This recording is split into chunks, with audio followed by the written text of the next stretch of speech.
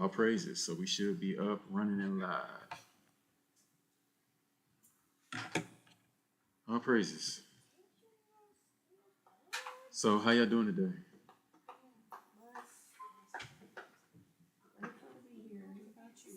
Hey, I can't complain. Likewise, told me just to be here. So yeah,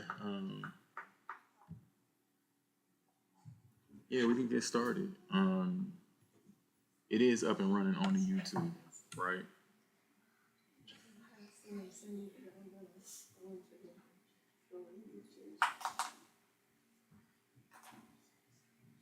Yep, I see the alert. So yeah, we're locked and loaded.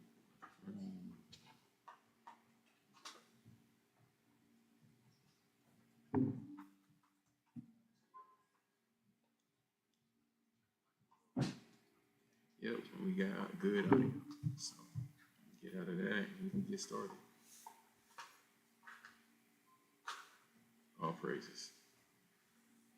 All praises. So, in all you're getting, get understanding. Jumping into part 3. The essence of this one is giving and gaining understanding. I wanted to kind of keep it a little bit light, if you will, and practical, kind of. So yeah, we can jump into it.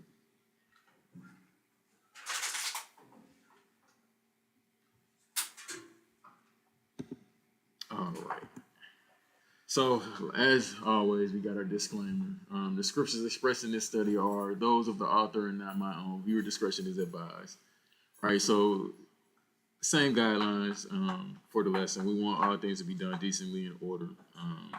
So it's going to help us be able to better serve one another. So these lessons are intended to be interactive. So please ask all questions / statements in the microphone so everybody can hear you. It kind of doesn't apply today because we mobile today, remote. But yeah, we want to be mindful of the time. Please limit responses roughly 60 seconds or less. Again, it's not a hard stop. But this will give others an opportunity to ask questions and give input.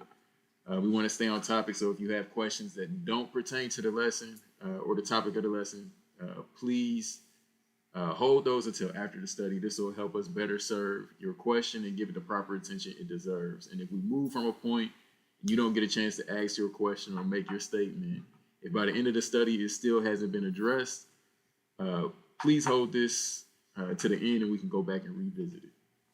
All right, so we're used to these slides by now. Hebrews 4:11, let us therefore do our utmost to enter into that rest, lest anyone fall after the same example of disobedience. For the word of Elohim is living and working and sharper than any two-edged sword, cutting through even to the dividing of being and spirit and of joints and marrow, and able to judge the thoughts and intentions of the heart. And there is no creature hidden from his sight, but all are naked and laid bare before the eyes of him with whom is our account. So these lessons are not directed at any one person or group, but are intended to be edifying and useful to all who have joined themselves to the covenant of Yahuwah. So the Father is impartial and none can avoid him, even the person who is tasked with presenting the lesson. So in this case, it's me, myself. We are all held to the standard and none of us are above his ways, corrections, or reproofs. Romans 2:1. Therefore, O man, you are without excuse, everyone who judges, for in which you judge another, you condemn yourself, since you who judge practice the same wrongs. And we know that the judgment of Elohim is according to truth against those who practice such wrongs. And do you think, O man, you who judge those practicing such wrongs, in doing the same, that you shall escape the judgment of Elohim? And obviously, it's a rhetorical, like we say every week. No, everybody is going to have to stand to that same judgment, no matter who we are. So, yeah, all praises. So, kind of picking up where we left off, we're going to kind of dig into, like I said, some things to keep in mind. And hopefully this can kind of aid us in witnessing, right? Because we hopefully can get something that's practical. It'll help us and kind of through these the series of these studies, hopefully we're gaining something that can, again, just help us in witnessing, help us in going out and just being able to communicate with one another. So the question is, what is your reason for giving or gaining understanding? Which that's pretty much the premise of this study here. Keep those questions in mind, because that's really going, you have to keep that in mind and kind of let that govern and guide you as you're going through the process with somebody else. So remember that knowledge puffs up, but love builds up. So oftentimes disputes over a doctrinal matter are started because we are looking to tear down someone because of or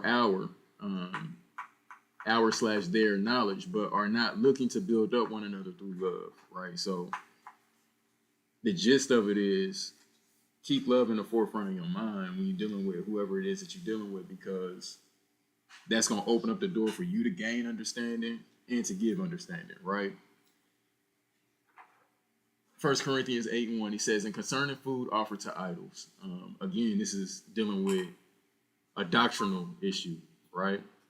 So there was different points of views and different perspectives on how to deal with this issue in the time of Shaul, right? In the time of Paul. So you had where some people are saying, because you go to the market and it's any and everything that's going to be there, and you don't always know how this meat was treated, right? If somebody has sacrificed this to the idols and now they discarding the remnants of their sacrifice in the meat market, right? So one point of view is, have no dealings to do with this because you don't know where it's coming from, right? Then you had the other point of view, which is like, who is their Elohim? As long as we're not doing the sacrifice to the idol, what power does it have over us? Now, if you know and you saw this sacrifice to an idol, then yeah, leave it alone. But otherwise, go to the grocery or go to the market and buy what you need to buy, right? So you had these two different points of view in that day, and this is trickling down within their assembly and in their community to where now you're having some that are teaming up against the other side, and now this is causing the division within their body, right? So he says, "In concerning food offered to idols, we know that we all have knowledge. Knowledge puffs up, but love builds up," right? So notice what he's addressing is not so much of the doctrinal issue, but how we treat one another, right? This is the priority that he's pointing out. He says, "If anyone thinks that he knows somewhat, he does not yet know as he should know. But if anyone loves Elohim, this one is known by him," right? So he's letting us know that this is what the important thing is being known by Elohim, right? So regardless of what we think we know, we can put that to the side for the greater matter, which is we all belong to him, right? So Romans 15:1, he says, "But we who are strong ought to bear with the failings of the weak and not to please ourselves. Let each one of us please his neighbor for his good to build him up." So again, knowledge puffs up, but love builds up. And now he's saying to us, prioritize building one another up. He says, "For even the Mashiach did not please himself, but as it has been written, the reproaches of those who reproached you fell upon me. For whatever was written before was written for our instruction, that through endurance and encouragement of the scriptures, we might have the expectation." Recording in progress. "And the Elohim of endurance and encouragement give you to be of the same mind toward one another according to Mashiach Yahusha, that with one mind and one mouth you might praise the Elohim and Father of our Master Yahusha Mashiach. So accept one another as Mashiach also did accept us to the esteem of Elohim," right? So it's also worth pointing out that their time period is very similar to our time period, in that there was a lot of people that was asleep, and now this big boom of awakening, told for that, of awakening is taking place, right? So now you're dealing with all of these people in quote unquote the diaspora, all of these Hellenized cities, towns, right? And they have very much so put on the ways of those towns, the Greeks, right? All of these Greek ways, all of these Roman ways. So they're getting everything coming into these assemblies. We're going to have to prioritize having patience with one another because this is just the state of things. It's going to be varying levels of knowledge, understanding, because we're in the beginning of this awakening. You know, even if we can say that we've been in this awakening period for 30 years, that's still nothing compared to the period we were asleep, right? So, again, just things to keep in mind. So, one of the keys to helping someone build an understanding is meeting them where they are in their current understanding. So Mashiach was a master at this. Notice his response to his disciples when they asked him why he communicated with the public the way that he did. So Matthew 13 and 10, and we go here often. He says, and the taught ones or his disciples came and said to him, why do you speak to them in parables? Right? So this is a decision that Mashiach is making to govern how he communicates to who he communicates to, right? So he's not communicating to everybody the same way, but he's identifying and making the difference between what he communicates based on what they can handle, right? So the disciples ask, why are you doing this? Because the thing is that they're saying, hey, we know how you talk to us. Why are you talking to them with this veil, right? So he says, and he answering said to them, because it has been given to you to know the secrets of the kingdom of Shamaim or of the heavens, but to them it has not been given. Right? So again, keep this in mind and use these things as tools with how we're ministering to one another and how we're going out to the general masses. Right? Mishpakai can get a little bit deeper because we on common ground. We know we got a solid foundation and basis, right? But to somebody who don't know nothing, I might have to temper my approach because to us we have the understanding, but to them they don't, right? So he says, for whoever possesses, to him more shall be given, and he shall have overflowingly. But whoever does not possess, even what he possesses shall be taken away from him. Because of this, I speak to them in parables, because seeing they do not see, and hearing they do not hear, nor do they understand. So again, remember we started this all off on understanding.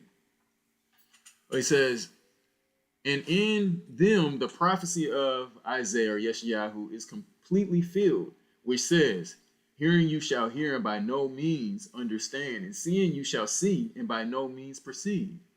So this means that even you can even go to an individual while witnessing, speak to them clearly and plainly, and they still might not have understanding, still might not be able to get it.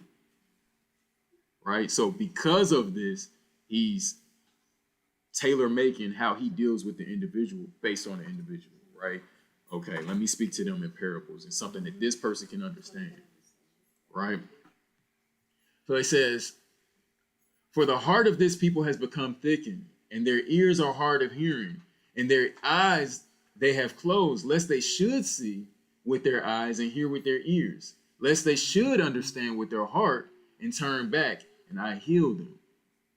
And blessed are your eyes because they see, and your ears because they hear. For truly I say to you that many prophets and righteous ones long to see what you see, and did not see it, and to hear what you hear, and did not hear it. So when it comes to providing understanding to those who don't have understanding, you have to be careful not to let yourself get in the way of the message. So notice here Mashiach spoke in parables. These were often agricultural concepts because these were concepts that the people could understand. He utilized things that the people did understand to reveal something to them that they did not understand because they hadn't experienced it. So he met them where they were, in layman's terms, right? You understand seeds? I'm going to talk to you and reveal this spiritual revelation through understanding these seeds, right? This is the common sense. Nobody can deny this part. So if you can accept that and see how this applies to you spiritually, right? So Shaul also practiced the same mindfulness with those he met in his travels throughout the diaspora. So remember, Shaul is a master at the Torah, which this kind of goes into his approach and why he's the way that he is when you look at who he was trained up under, right? He was trained up under Gamliel. It said that he sat at his feet. And in those days, the student is like he's at his hip and they're reciting. This is why he's so sharp, because a lot of this is memorization skills. So he knows Torah in and out. But if you notice, he's going to have to scale that down a little bit so that he can communicate with somebody without talking over their head. And now they just lost, dazed, and confused, right? Gamliel, when you look at him, you also see that he was one of the more understanding of the Pharisees, right? He said that they all come together and all of the Pharisees are debating how they're going to deal with Mashiach. And he says, well, hold on, wait a minute. Let this play out. Don't try to force anything. Let this play out and we'll see how it goes. If it's of the Father, it'll stand. If it's not, it'll do just like all of the other things that don't stand, right? So he's being taught how to be understanding, even from his master, or his teacher, I should say, right? And then now you finally open up his eyes to Mashiach, and now he's a whole nother different type of beast with it. So, right. Bet. Good look, sweetie. Look. all praises. We got a live mic. Good look. What you playing? You still in front of baby? All praises.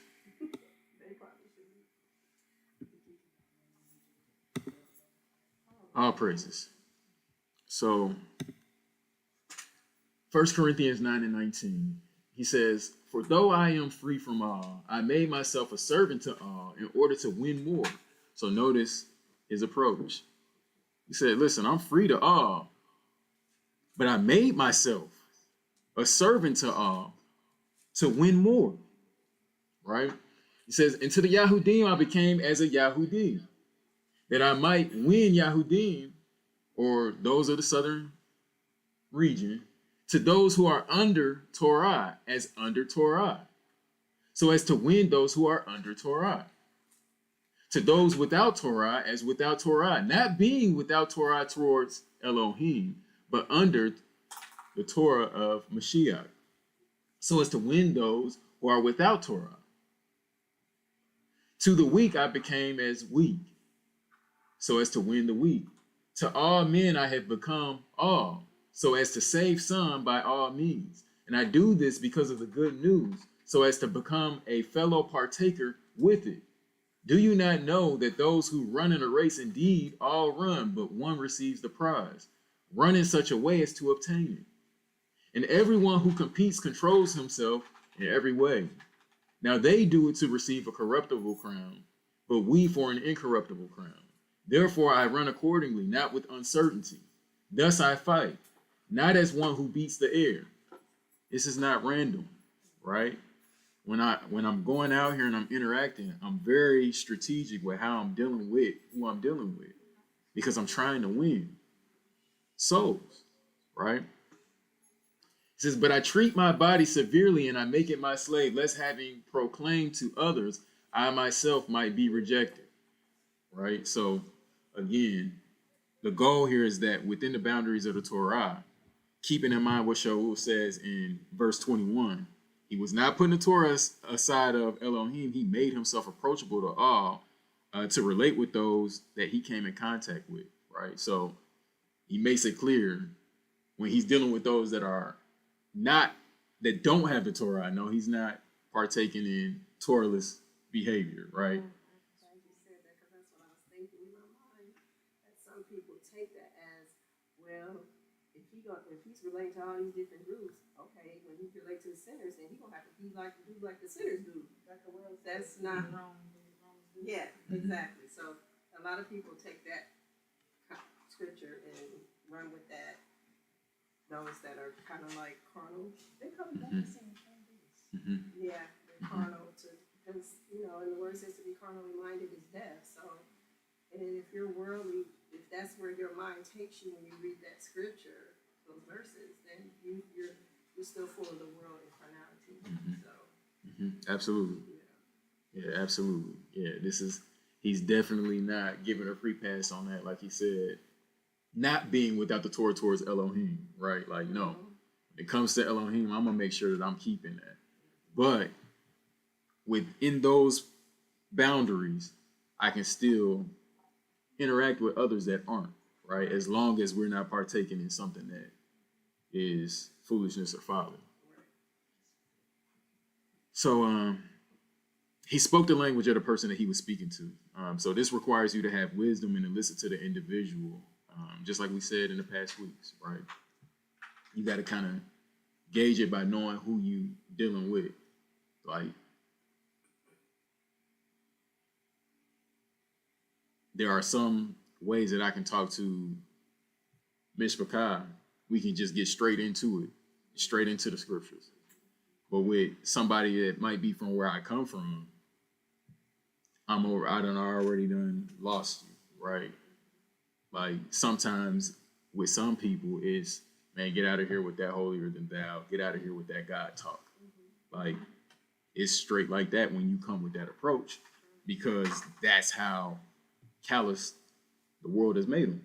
You know what I mean? So, but that doesn't necessarily mean that that individual is still not in need. Yeah, it's still not in need of healing. Like, sometimes it's just that they have been bruised and scarred so much by organized religion that when they see you, this is just another one of those roads, right? So you got to really be mindful of who you're dealing with, because sometimes that alone is a turnoff. And this might be a person who spent years searching, and after getting burned so many times, it's like anything that even reminds me of that is not even, I can't even hear what you're saying at that point. Anything that reminds me of that is already a no-no, you know? And that's where we have to meet them where they are. That's where we got to meet them where they are. Sometimes it's just a matter of being all right with an individual, knowing when to hold, when to fold, and just being an upright individual, being a righteous individual. There is nobody that doesn't appreciate righteousness. They might not always want to do righteousness, but everybody wants to be treated righteously, right? So sometimes that alone is the thing that can open up the door to a person. They might not give ear to somebody else, but they'll give ear to you just because it's coming from you, because they trust you. You know what I mean? Now you kind of, in a way, knock down some of those walls and those barriers. So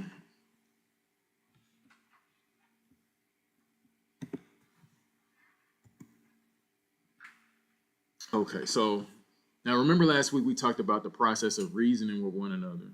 We saw that in order for us to do this, we have to be willing to hear and use wisdom when we speak with one another. We looked at how leading with love has to be our priority with one another if the goal is that we reach a place of understanding. Right. So 1 Corinthians 13:1, he says, "If I speak with the tongues of men and of messengers, but do not have love, I have become a sounding brass or a clanging cymbal. And if I have prophecy and know all secrets and all knowledge, and if I have all belief or faith, so as to remove mountains, but do not have love, I am none at all." So what is he telling us is the priority? Love is the priority over all of it, even over knowledge, even over quote unquote belief, right? Love is the foundation of these things. He says, "And if I give out all my possessions to feed the poor, and if I give my body to be burned," that's some dedication, right? You give your body over to be burnt up, all in the name of the Most High. You willing to do all of that, but without love, it means nothing, right?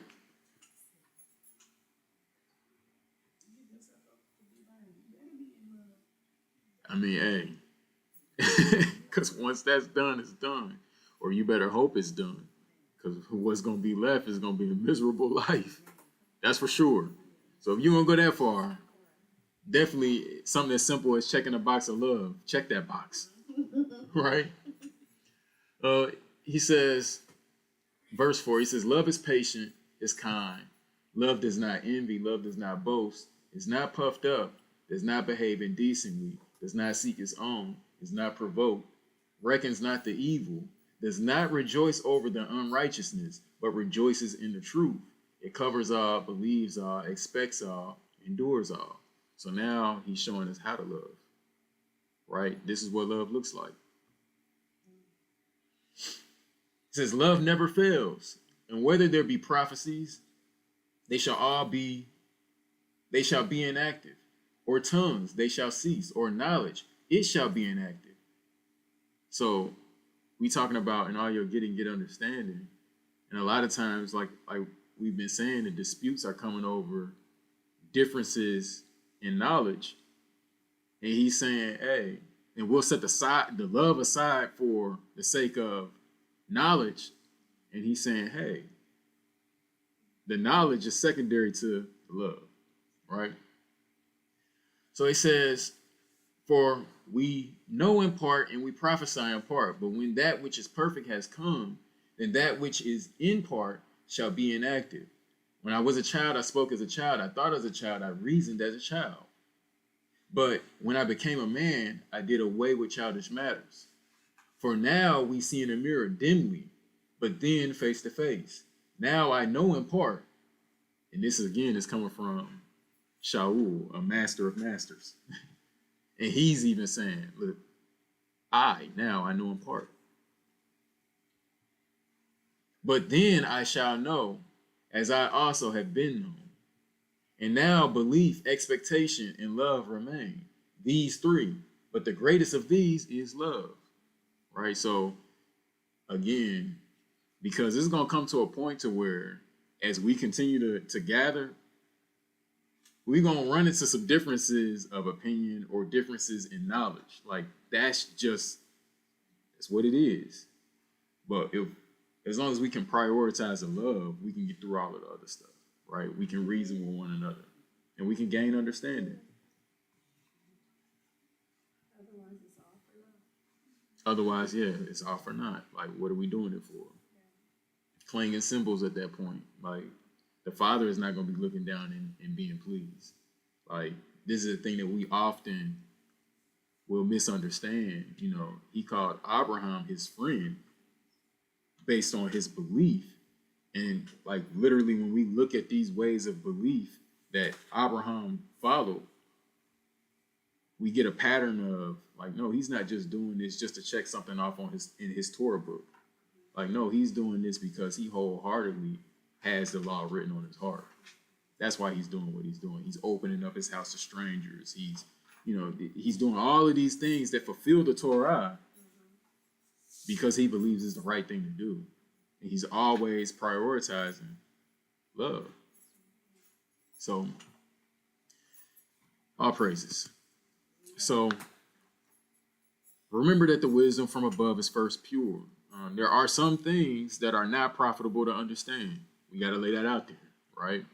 Some stuff is not profitable to understand, especially when you factor in where an individual might be in their current understanding, right? So sometimes we like to get so deep off into deep depths and deep matters, and it's like that can be detrimental to a babe, to somebody who just needs to get understanding of financial or foundational things, right? Like, that's why I don't know if y'all have ever seen this happen, but I've seen it happen many a times where foundation might not be solid, but they going out to these deep depths and then they end up getting spun over to something else. Like, that train drops them off into something else, which is like way off from the Father's ways. And all it takes is for somebody else along that journey to come in, and now they're doing ancestral worship and trying to conjure up spirits to talk to the dead. Like, I've seen it happen. You know what I mean? I've seen it happen. So again, just things to keep in mind, and not all knowledge is told or good for everybody at all times. All right, James 3:13, he says, "Who is wise and understanding among you?" We saw this one a couple weeks ago. "Let him show by his good behavior and his works and meekness of wisdom. But if you have bitter jealousy and self-seeking in your hearts, do not boast against and lie against the truth. This is not the wisdom coming down from above, but it is earthly, unspiritual, demonic. For where jealousy and self-seeking are, there is confusion in every foul deed. But the wisdom from above is first clean, then peaceable, gentle, ready to obey, filled with compassion and good fruits, without partiality and without hypocrisy. And the fruit of righteousness is sown in peace by those who make peace." All right, so again, we keep talking about the demeanor of the individual in this process of reasoning, right? That's James 3:13. Yeah, that's how they, all praises. So keeping that in mind, it's just sometimes we can focus on things that might be counterproductive to the good news of the kingdom, right? Like, that's fine to get into some deeper things sometimes if it's going to be productive to the kingdom. But if it's not, then we really, at that point, we choosing to get distracted and go off into something that's really not profitable in the moment. All things might be lawful, but all things might not be expedient, right? If you listen enough to somebody, you can pretty much gauge where someone is at too. Let's say if you are far along and you know how long you've been in the walk for, you can just listen, like you were saying, I think last week or the week before, just listen and you can be able to gauge, okay, this is where the person may be.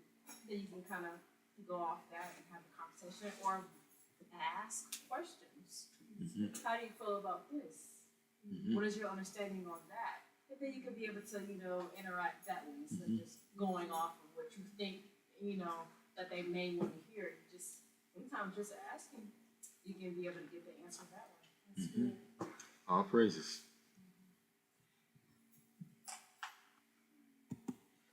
All praises. So, in fact, Shaul instructed Timothy to prioritize his love when teaching those in Ephesus because they were prioritizing the wrong things.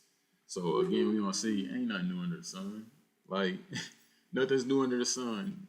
This stuff is going to continue to happen throughout the generations, right? It says, these things led them to useless talk and disputes rather than bearing the fruit of the Ruach. So 1 Timothy 1:3. He says, as I appealed to you when I went to Macedonia to remain in Ephesus, in order to command some not to teach differently, nor to pay attention to fables and endless genealogies, which cause disputes rather than an administration of Elohim, which is in belief.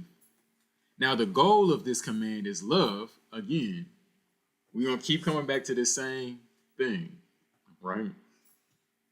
Now, the goal of this command is love from a clean heart, from a good conscience, and a sincere belief, which some, having missed the goal, that means that they put the love to the side, turned aside to senseless talk, wishing to be teachers of Torah, understanding neither what they say nor concerning what they strongly affirm.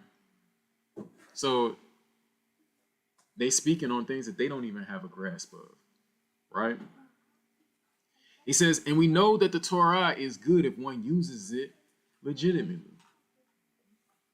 Knowing this, that Torah is not laid down for a righteous being, but for the lawless and unruly, for the wicked and for sinners, for the wrongdoers and profane, for those who kill their fathers or mothers, for murderers, for those who whore, for sodomites, for kidnappers, for liars, for perjurers, and for whatever else that is contrary to sound teaching, according to the esteemed good news of the blessed Elohim, which was entrusted to me. So again, here we see that they were focused on the wrong things. We see that they taught the things that they taught, they didn't even understand themselves, but yet they strongly affirmed it.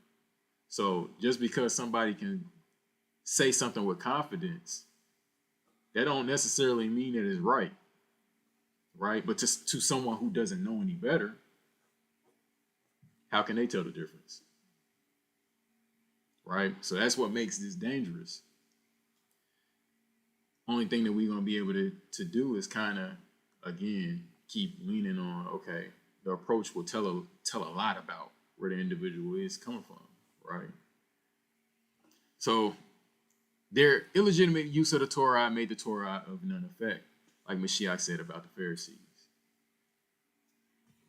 And another one of those things, again, to keep in mind is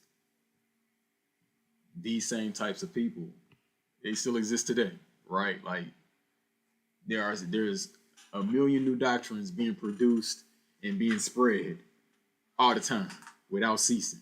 It's always something new, right? That comes from left field, and if somebody now has this new in-depth revelation, and they done seen it, you know what I mean? Like we've seen it many a times, and it could be way out there and way off. Jesus, watching everybody speak, and like some of the people with homosexuality. Oh yeah, I saw that. And they were like, Yeah. "Oh, he gets us. He gets all of us. He gets all of us."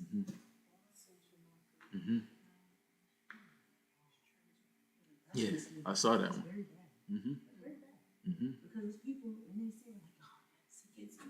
He still loves me." It's written. That's why I said Venice without its feet in Romans 1. It talks about all that uncleanness. It's there. Nobody has any excuse, no judgment there, because everything is in here. So they can try to twist the words and, like we were just reading the verses I commented about. Apostle showing, relating to each one. But some are taking the verses and twisting them to their own, to their own destruction, as it says in 2 Peter 3.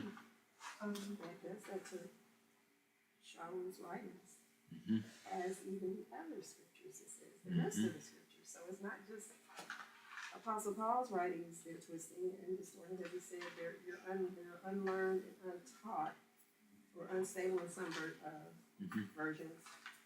And he said, you're doing that to your own destruction, and make sure you don't do that unless you lose your steadfastness. Because you can't lean to your own understanding with this word. That's why we have to have the Holy Spirit. Because that's the only way we're going to know the word in context. So, yeah, it's sad, it's tragic. There's a lot of sinners who's really doing that stuff. Saying a lot of them are saying these weird, crazy things, off the wall things about he gets all of us and all that. Those are main sinners that definitely lack understanding. You know how God is saying yesterday, today, forever. It That's doesn't right. change. His That's word doesn't right. change for anyone. That's right. Psalm 111:10 talks about the fear of the Lord and the wisdom, a good understanding of all they that do his commandments. So we bless the Father for allowing us to have understanding of his commandments. And that's why we understand that a lot of people are operating in ignorance. And the media is taking advantage of all these, all the ignorance that the world has. They take full advantage and, are possibly banning people or cursing them or putting them at a disadvantage for salvation.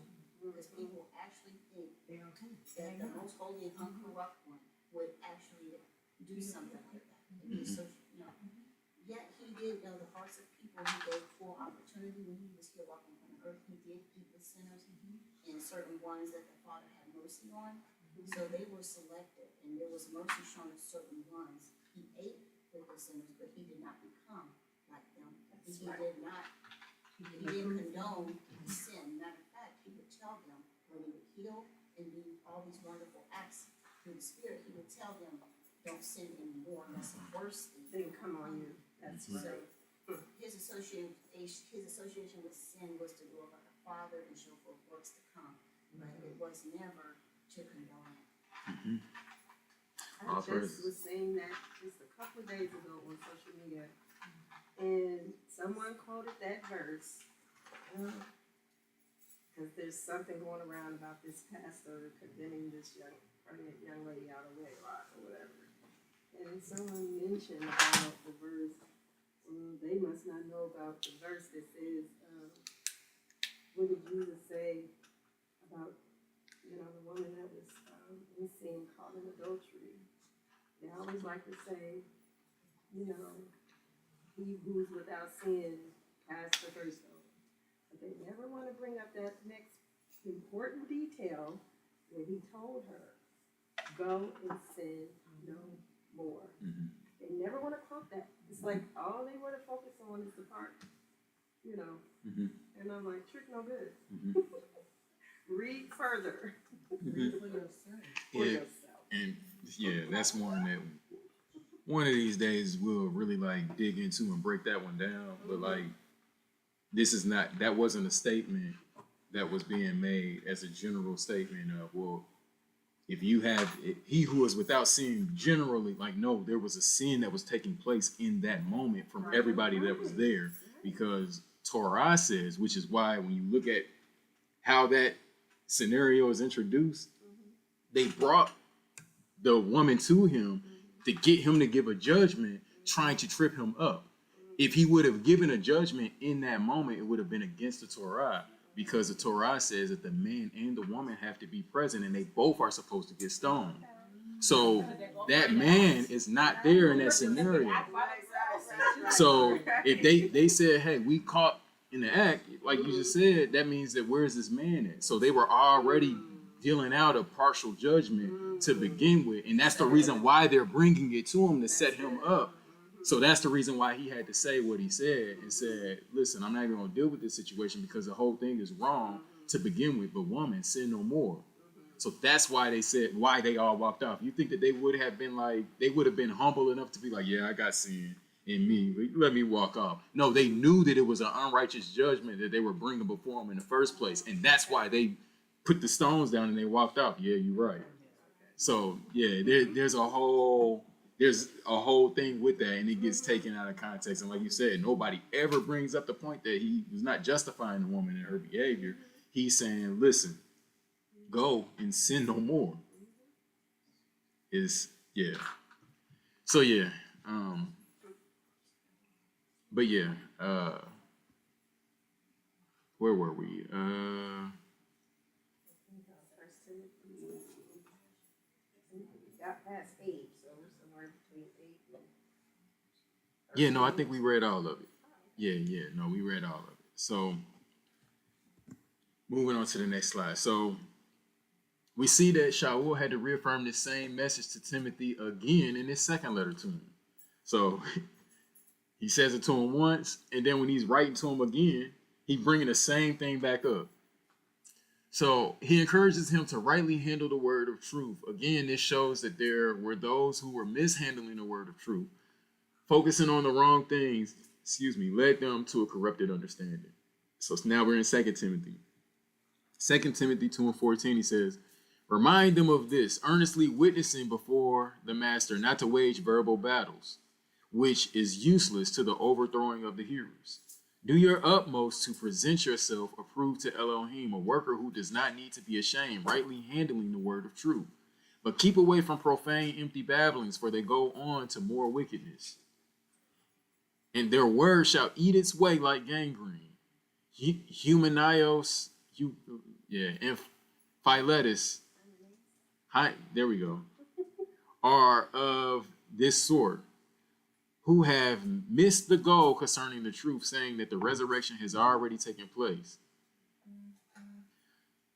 and overthrow the belief of some. However, the solid foundation of Elohim stands firm, having this seal.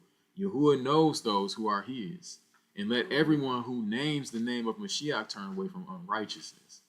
So again, if there is something that we're going to be bringing up, let us bring up these weightier matters that are dealing with righteousness and unrighteousness, if anything.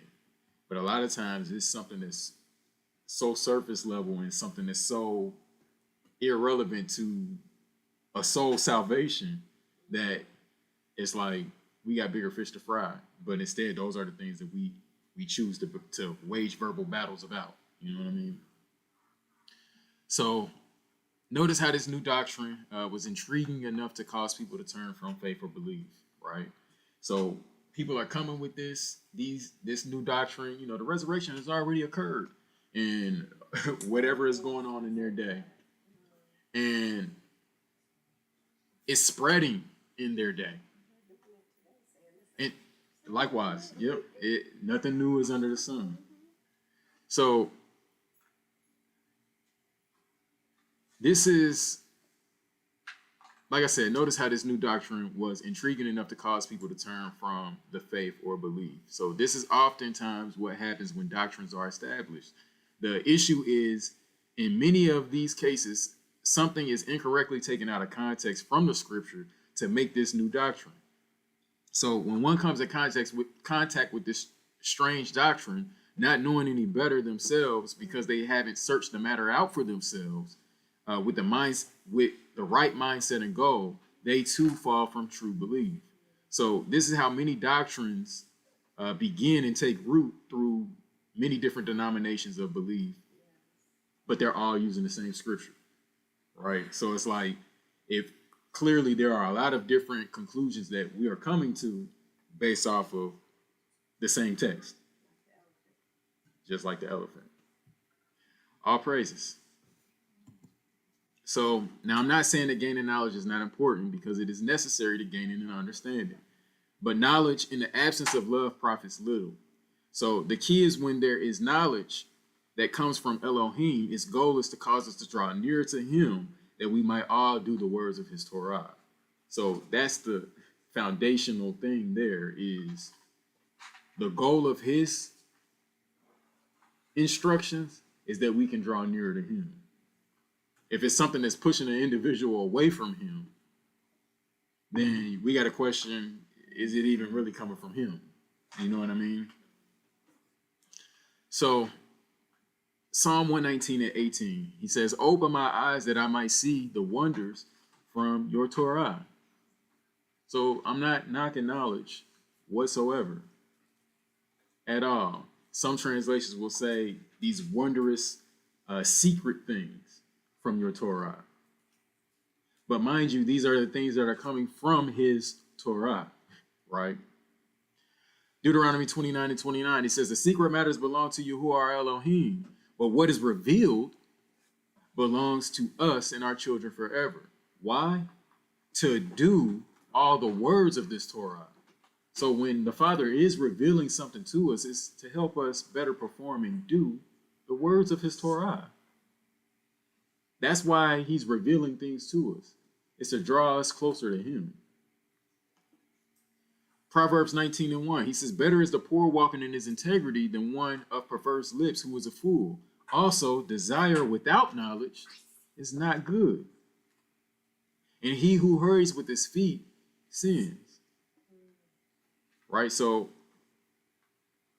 zeal without knowledge, a desire without knowledge, no, that's not good. So knowledge is important. It just doesn't take precedent over more weightier matters. Romans 10:1. Truly, brothers, my heart's desire and prayer to Elohim for Israel is for deliverance. For I bear them witness that they have an ardor or a zeal for Elohim, but not according to knowledge. For not knowing the righteousness of Elohim, this is where the problem is, right? In seeking to establish their own righteousness, they did not subject themselves to the righteousness of Elohim. Again, when the Father is given a revelation on something, it's to draw us closer to him so that we might do his Torah.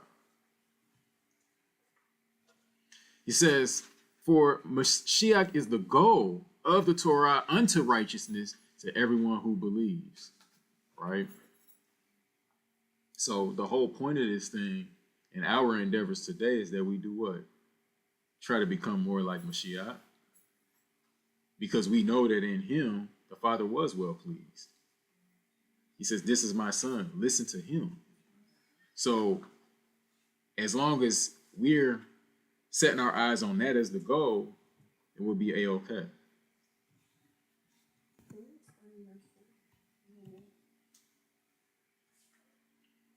So basically, it's for Mashiach is the goal of the Torah unto righteousness to everyone who believes. And some translations will say that he is the end of the law, right? But when you look that up in the Greek, I believe the word there is telos, which is that he's the goal.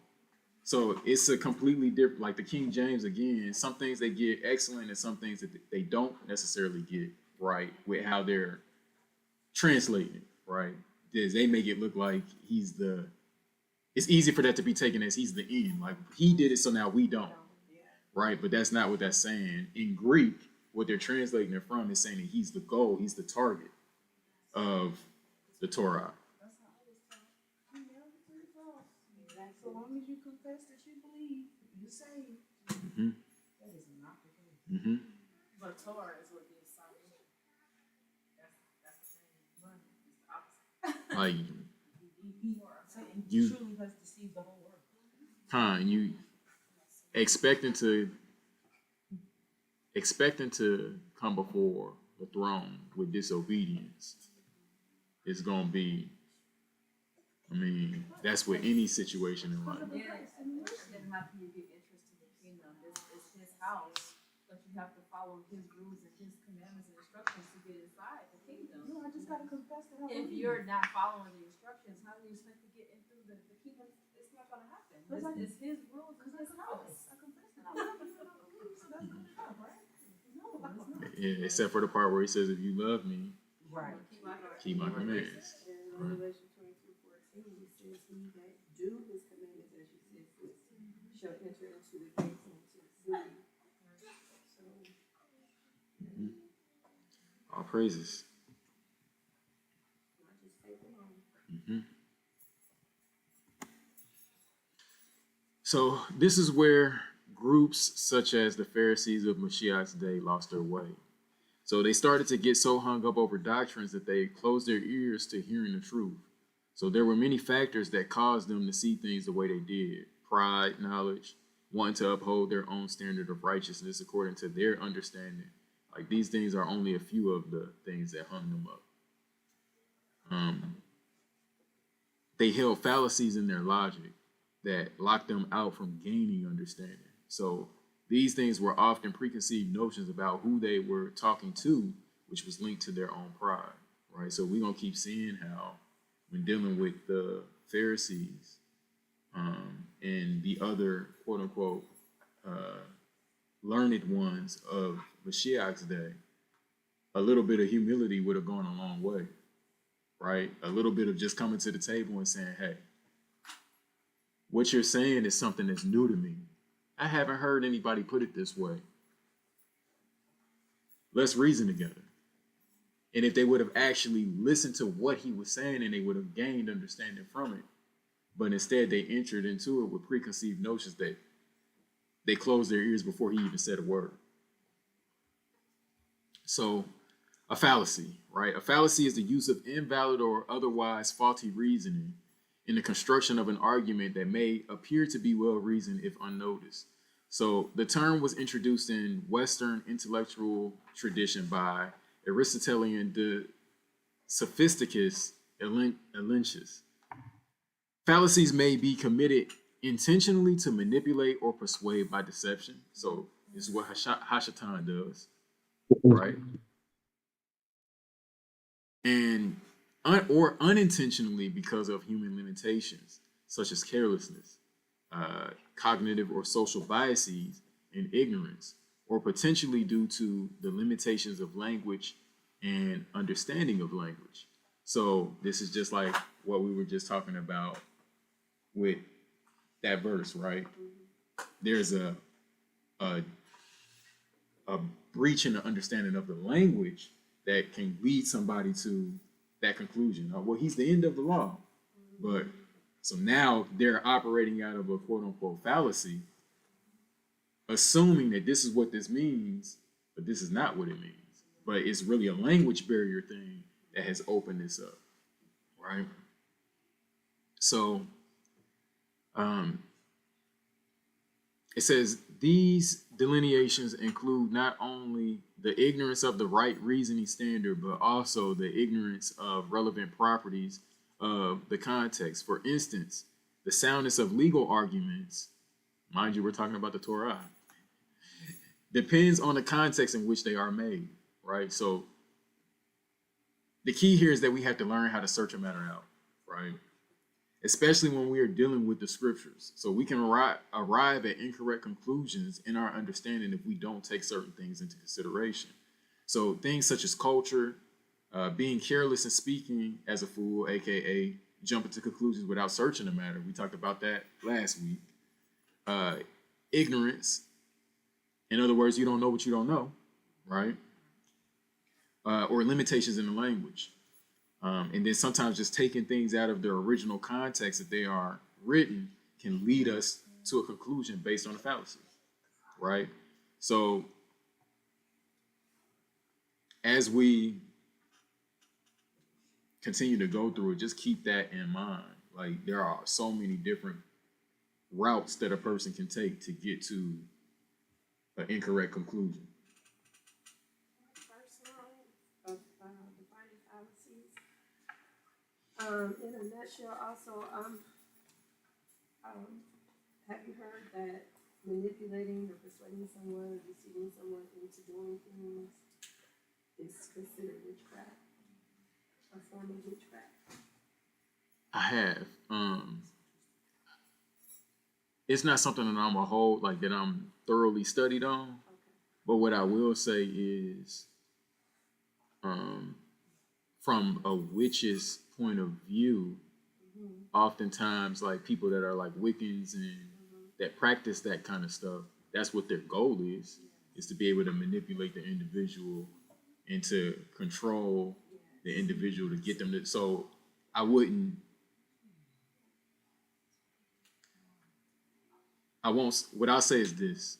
I'll say not all manipulators are practicing witchcraft, but a lot of witchcraft, it is specifically made to manipulate the individual that they come in contact with. So, yeah, I will say that. But like I said, it's not something that I'm I haven't done a whole lot of digging into that topic. I just know from a surface level that people that practice that kind of stuff, those kind of dark arts, a lot of times that's what their goal is to manipulate people, not just people, but to manipulate all kinds of circumstances around them. You know, whether it be, I mean, we've seen all the way back on Scooby-Doo when they would have the episodes with the voodoo dolls and all kinds of things. Like, you know what I mean? Like they have their beliefs and practices to, at the very least, try to affect that kind of stuff. So, yeah. So when you say control, that's why I think it's attributed to that, because when you think of it biblically with the scripture, the word says rebellion is as sin as witchcraft. So I would say it's like kind of like one of the foundations, that controlling spirit to get to manipulate people to do what you want them to do. Like you said, a witch that's their goal. So that's why I think it's been said in the modern church that's attributed to witchcraft. That's a spirit. That's like a controlling, manipulative spirit. That's it makes sense when you think that. You can break it down like that. Just let me think about how Yahushua operated in the time of the first and second time. He operated in truth and in reasoning, and they operated in the opposite to try to control and deceive people into doing their will. He never did that. He just spoke truth, did honest works, and he did everything in love and mercy, and theirs was the total opposite. But now, he never operated in deceit or manipulation or control. All praises. All praises. Like, literally, that's like the Father's ways one-on-one. Like, you don't control, make you do anything. He gives you free will. You do whatever it is that you choose to do with your free will. And so, Choice between life and death. yeah. Like civilian card or Even when you go into like, when you start looking at it in the Hebrew, with, say, like the creation of man in Genesis 1, 2, and 3, right? Like when you see how he created them.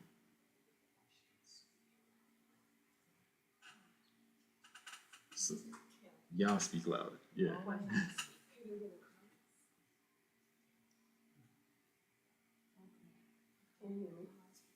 Not at that volume, I guess is what he's saying. So y'all gonna have to project. It's here. Speak up, ladies. Lioness gotta come out. Oh, praises. So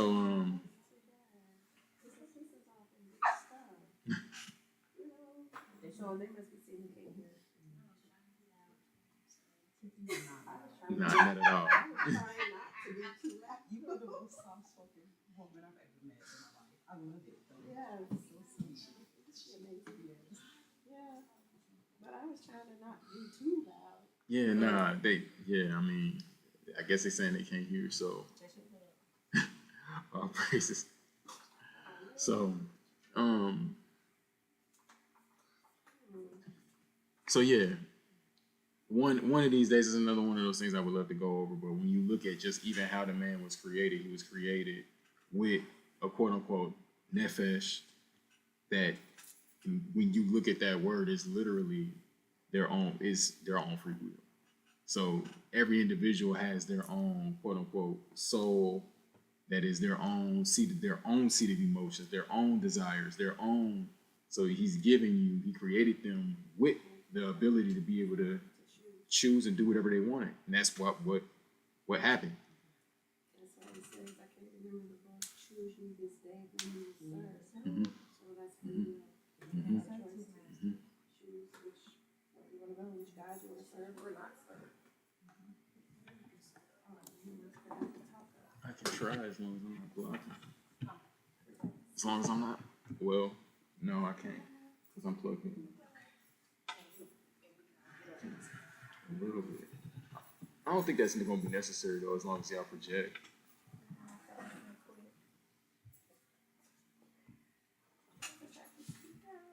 All praises. So,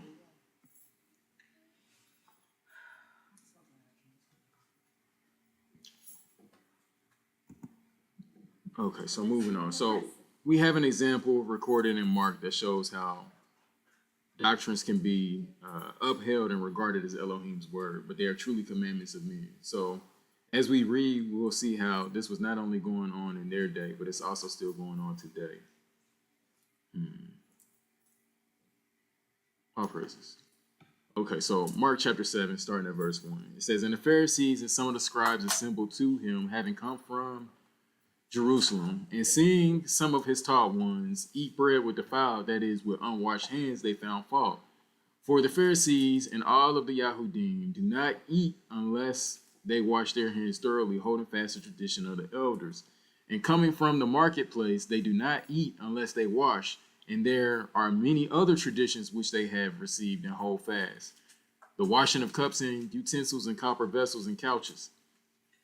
Then the Pharisees and scribes asked him, Why do your taught ones not walk according to the tradition of the elders, but eat bread with unwashed hands? And he answering said to them, Well did Isaiah prophesy concerning you hypocrites, as it has been written, This people respect me with their lips, but their heart is far from me.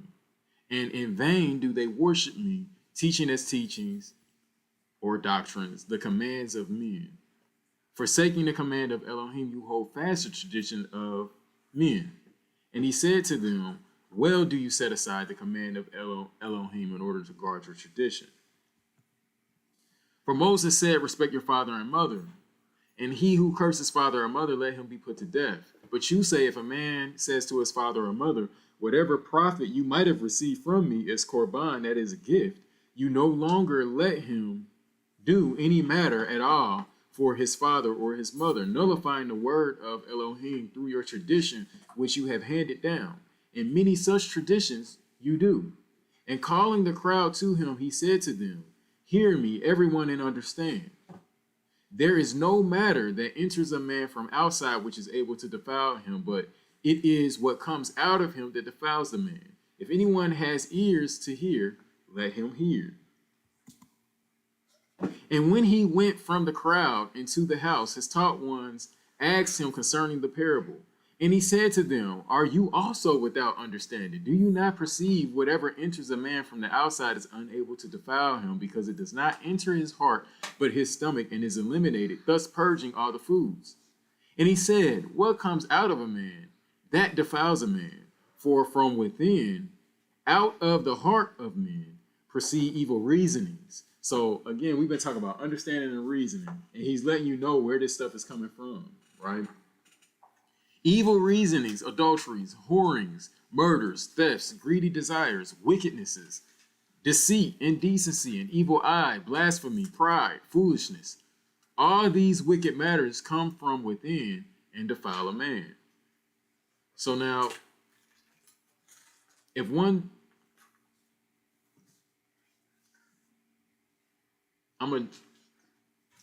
verse 19, right? I highlighted it for a reason. It says, because it does not enter his heart, but his stomach, and is eliminated, thus purging all the foods. If you look in certain translations, it'll say something a little bit different, right? So purifying, I'm okay with, I'm even okay with that to a certain degree, right? To a certain degree. Purging is a little bit better. It's a little bit better.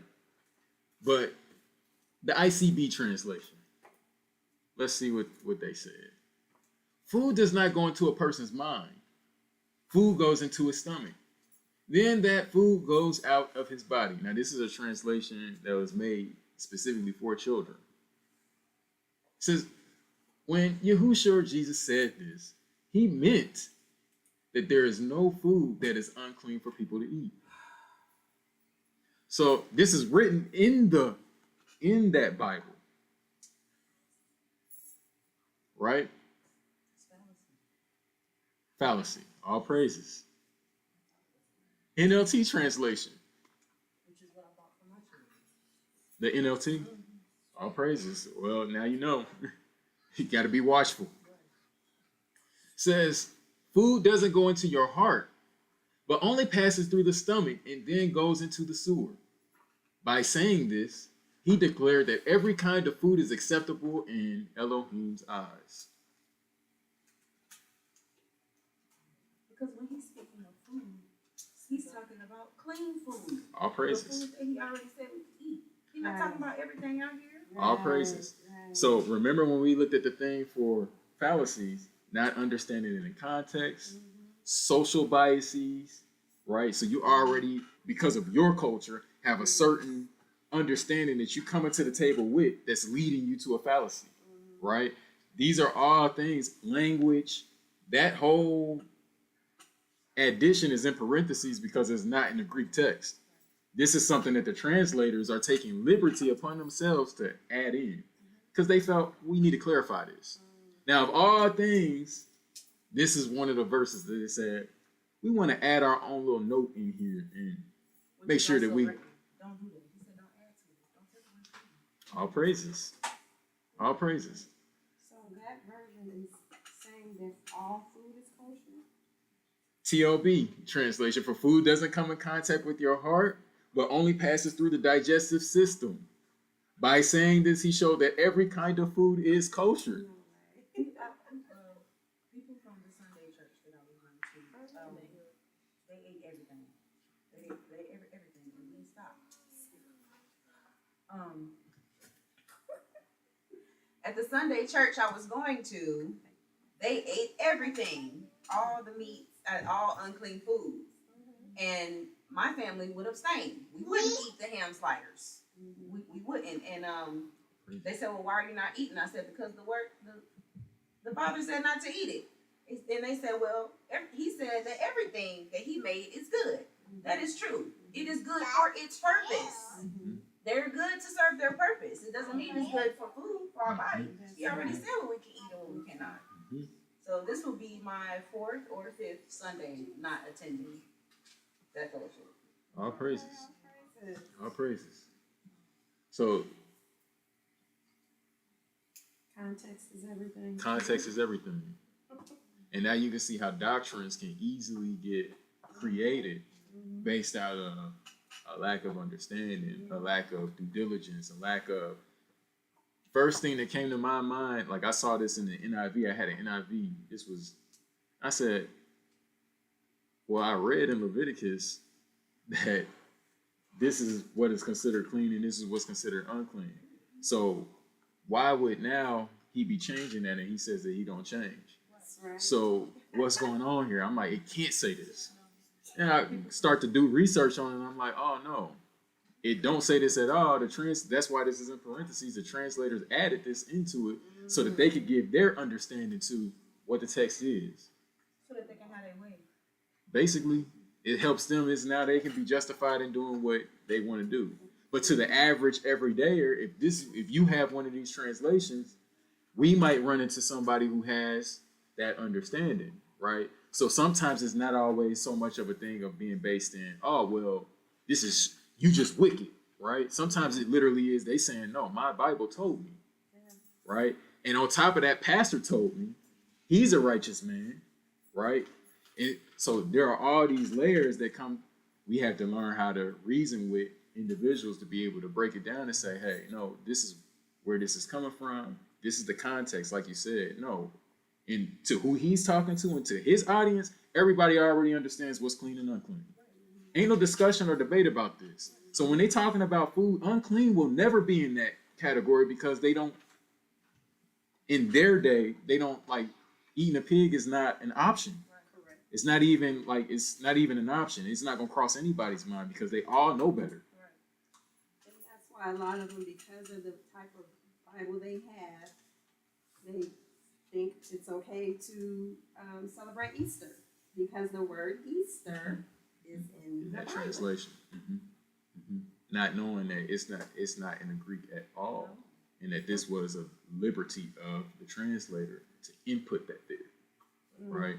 So these are all things, like I said, that when we are going and ministering or evangelizing, whatever you want to say, like these are things that we have to be familiar that individuals might have some of these barriers in their understanding, and it might be that they actually do have a heart to serve the Father, just don't have the understanding and don't know how because they've never been taught it. And then you have things like this that make it even that much more difficult. So, yeah. I seen a lot of that in the church that I just left. Like I see people in there who do have hearts burning for the Father, but I'm looking around, I'm like, some of this ain't right. It's not adding up.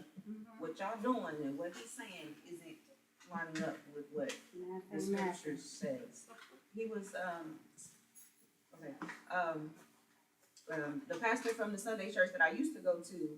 He was doing a study on the Sabbath. So I'm locked in. I'm like, what's he talking about? And he read in Genesis the creation story where on the seventh day he rested from his work and he hallowed it and he sanctified it, and that is the rest day, the seventh day, right? He said, okay, so the seventh day is the Sabbath. He looked right at the camera afterward and said, well, because we have Jesus, that means every day is the Sabbath because he is our rest. I'm like, Yeah. that's why he's saying every day is Monday. A family member of mine believes every day is the Sabbath. But how is every day is the Sabbath if the scripture says the seventh day is the Sabbath? And the other issue with that, they think that Sunday is the seventh day. If you look at a calendar, it is clearly the first day. It is. It is. So I'm just like, So I feel bad for those they're all unemployed then.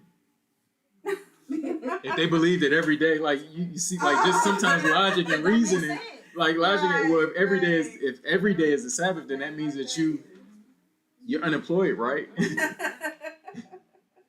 That right there makes that not make sense because we all know if you don't work, you don't eat. So you got to have some days dedicated to work. But I actually asked, I never had did this before, but about a month ago or two, I asked Siri, what day is the Sabbath? And it said Saturday.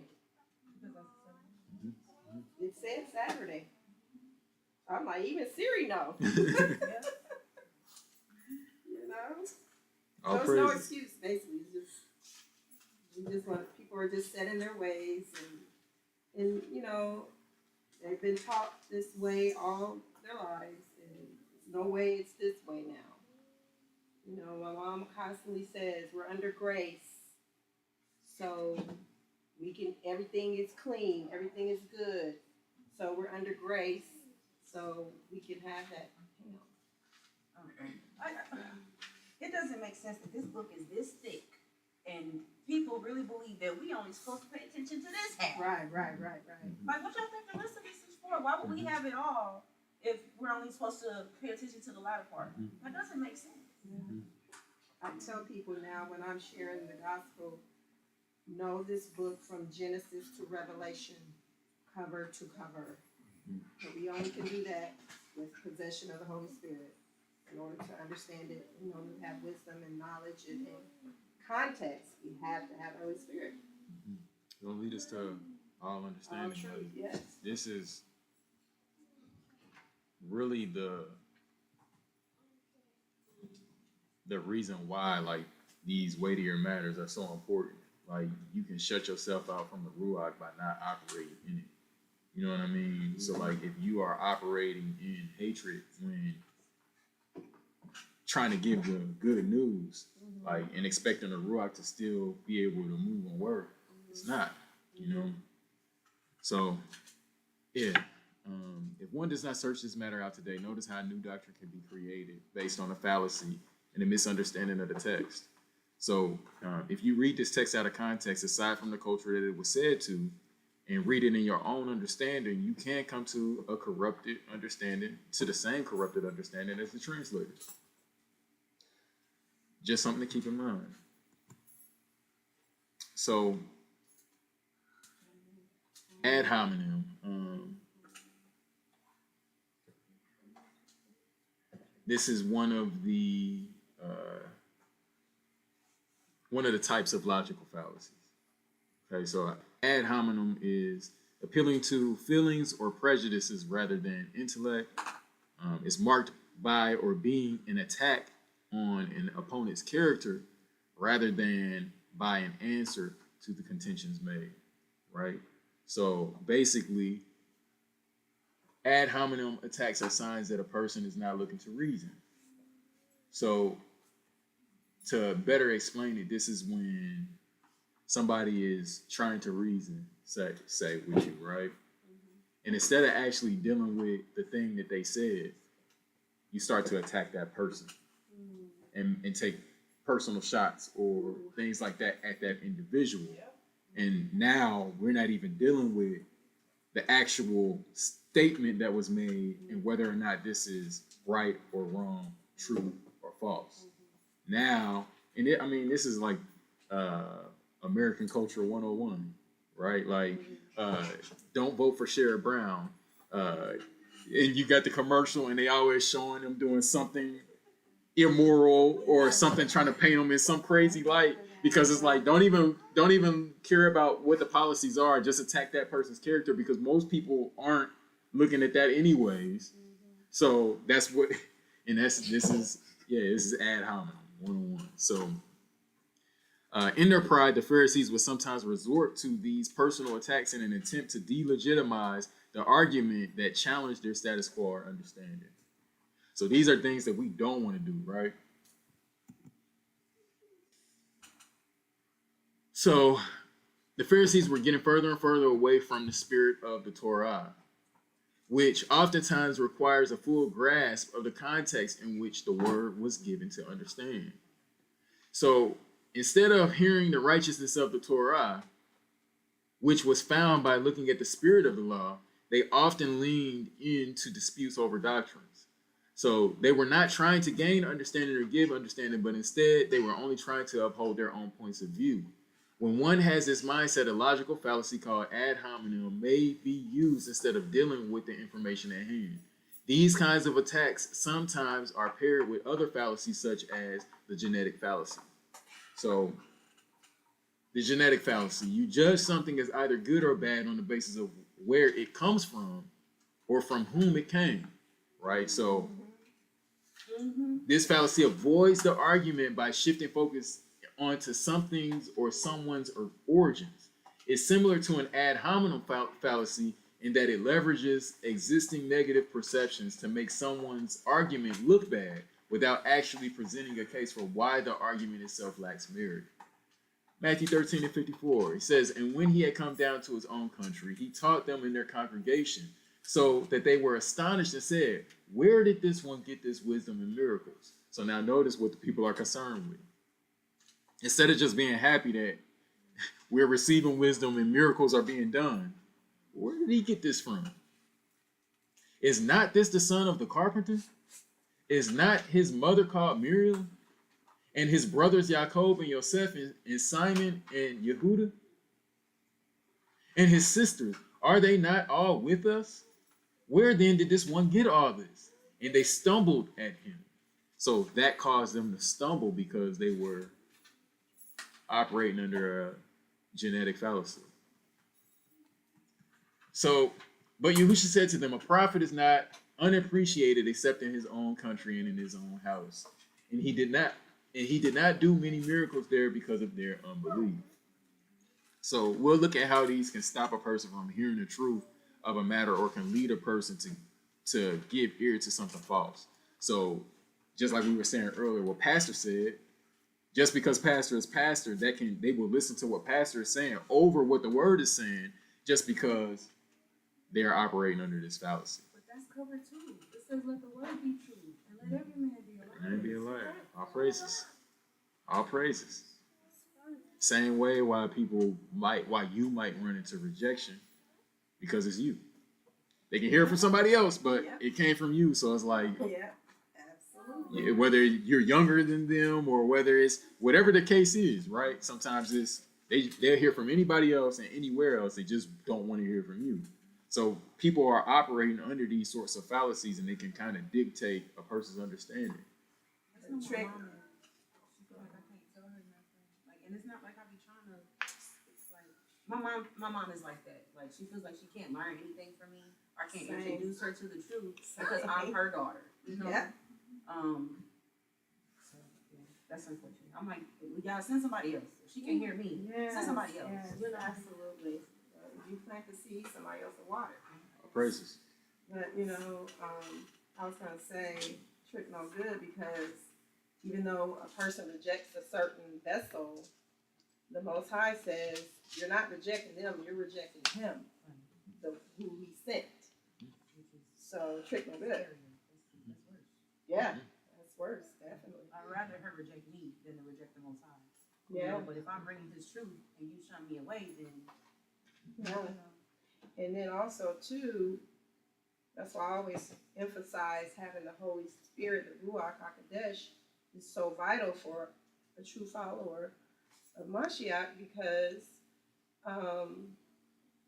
you can't deny that fruit. You can't deny the fruit. you can't deny the fruit. And I lost my train of thought. It'll come back to me. I know how I am. Myself will go, and then, hey, All the praises. enemy. All praises. It'll come back. Mm-hmm. So, like I said, we'll look at how these things can stop a person from opening up their ears. Notice that in this case, they were more concerned about where it came from. Go ahead. Hallelujah. Yes, he said, you will know, he said to know each other by the Spirit. So, a lot of times when you say somebody's rejecting a particular person because of their own, whatever reasons, personal feelings, you have to know each other by the Spirit.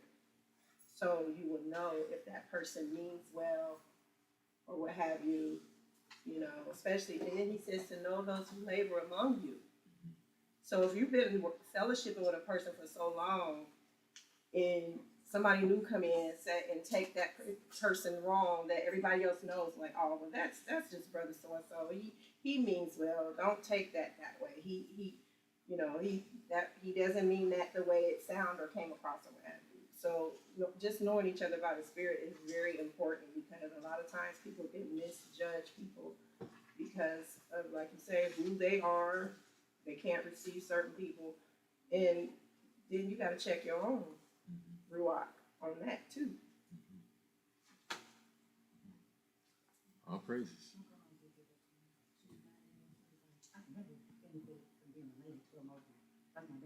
Oh, not you throwing shade because I'm my daddy's daughter. Like, oh, why you mad at me? Look at my daddy. Yeah, girl.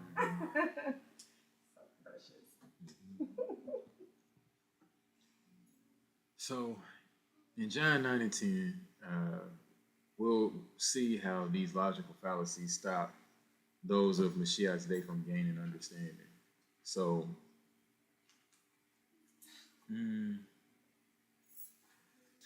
so John 9 and 1, it says, "In passing by, he saw a man blind from birth.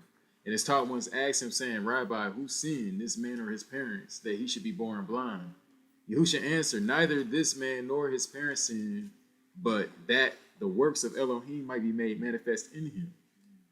It is necessary for me to work the works of him who sent me while it is day. Night is coming when no one is able to work." So, already off the top, notice here that there was an understanding that in order for this to have happened to the man, it must have been because someone sinned. So the idea here is that some of these sorts of bad things only happen to the guilty. While in some cases this is true, it's not always true. So this is an example of how you have to have a full picture of the word to properly understand it. There are many scriptures that show where this is not always the case, but that time and chance can happen to all. So, but their understanding apparently in that day and the doctrines that was being taught was what? Somebody must have done something wrong for this to happen, right? And we hear some of this stuff today. With Most High, if this is happening to you, you must have done something. And it's like, no, that's not necessarily always his purpose and his reason for why something is occurring, right? So, in many cases, doctrines are formed using only a part of the scriptures. So, keep in mind, this is a method that was used by the adversary in Matthew chapter 4 when Yahushua was tested. So, remember his response was, it was also written, right? So, it shows that you have to have a full grasp and a full picture of the word in its proper context, right? Now, that's what makes that dangerous, though, is because people are actually using the scriptures and twisting it, right? So even with some of the doctrines among Israel, right, there's a lot of quote-unquote precepting, but they're linking things that don't need to be connected, right? So this is why there's the other side of it in Isaiah 28, where when you get to verse 13, where he's like, and the word was unto them, precept by precept, line upon line, here a little, there a little, they might fall backwards and be snared, right? So there is a part of that that's like, no, because you're not looking at the whole picture, you only are taking, okay, a little bit here, stringing this together and trying to make it, so there's a good side to it and there's a bad side to it. That is, a good side of it is when it's, like he said, the law has to be used legitimately, right? You have to rightly divide the word of truth. Like, it's a good thing when you actually using multiple witnesses to support foundational truth. But when you just taking stuff out of context and stringing it together to make it what you want it to be, then that's when it can be a bad thing. So you have to take many things into consideration before coming to a conclusion regarding some of these doctrines, right? So John 9 and 5, he says, "While I'm in the world, I am the light of the world." Having said this, he spat on the ground and made clay with the saliva and applied the clay to the eyes of the blind man. And he said to him, "Go wash in the pool of Shiloah," or they'll say Siloam, which means sent. So he went and washed and came seeing. Therefore the neighbors and those who saw him before that he was blind said, "Is not this he who was sitting and begging?" Others said, "This is he." Others said, "He is like him." He said, "I am." So they said to him, "How were your eyes opened?" He answered and said, a man called Yahusha made clay and applied it to my eyes and said to me, go to the pool of Shiloah and wash. And I went and washed, and I received sight. And they said to him, where is he? He said, I don't know. They brought to the Pharisees the one who was once blind. Now it was the Shabbat when Yahusha made the clay and opened his eyes. Therefore the Pharisees also asked him again how he had received his sight. He said to them, he put clay on my eyes, and I washed, and I see. Therefore some of the Pharisees said, this man is not from Elohim because he does not guard the Shabbat. So now notice the fallacy that they're operating in. Others said, how is this man who is a sinner able to do such miracles? So now notice the ad hominem, right? Now they're attacking his character instead of actually looking at what he did. And you don't see when he, at other times when he gets hit with this, because this is a common practice, right? They just start to attack him. This man is of Beelzebub, and it's by devils that he cast out demons, instead of looking at the fact that a demon just got casted out. So the logic part of it is, if we're reasoning together that, well, a house divided can't stand against itself, why would Hashatan overthrow his own? That's counterproductive to the mission if you just using logic. But when emotions are high, logic is low, right? So they said to the blind one again, what do you say about him because he opened your eyes? And he said, he is a prophet. However, the Yahudim did not believe concerning him that he had been blind and received his sight till they called the parents of him who had received his sight. And they asked them, saying, is this your son, who you say was born blind? How then does he now see? His parents answered them and said, we know that this is our son, and that he was born blind, but how he now sees we do not know, or who opened his eyes we do not know. He is of age, ask him, he shall speak concerning himself. His parents said this because they were afraid of the Yahudim, for the Yahudim had already agreed that if anyone confessed that he was Mashiach, a preconceived notion, he should be put out of the congregation. Because of this, his parents said, he is of age, ask him. Jumping to 24, it says, for the second time they called the man who was blind, and he said to him, give esteem to Elohim, we know that this man is a sinner. Then he answered and said, whether he is a sinner, I do not know. He's dealing with the truth. I only know that I was blind, now I see. And they asked him once more, what did he do to you? How did he open your eyes? He answered them, I have told you already, and you did not hear. So notice how a person's ears can be closed to the truth that's being brought to them because of all of these preconceived notions that they got already. Well, this man is a sinner, so clearly with the story that you're telling is not making sense. But this is the truth. They hear, but they don't listen. He says, then they abused him and said, or I'm sorry, I skipped. Verse 27. He answered them, I've told you already and you did not hear. Why do you wish to hear it again? Do you wish to become his taught ones too? Then they abused him and said, you are his taught one, but we are taught ones of Moses. We know that Elohim has spoken to Moses, but this one we do not know where he is from. Here we go with that genetic fallacy. The man answered and said to them, why, this is a wonder. You do not know where he is from, yet he opened my eyes. And we know that Elohim does not hear sinners, but if anyone fears Elohim and does his desire, he hears him.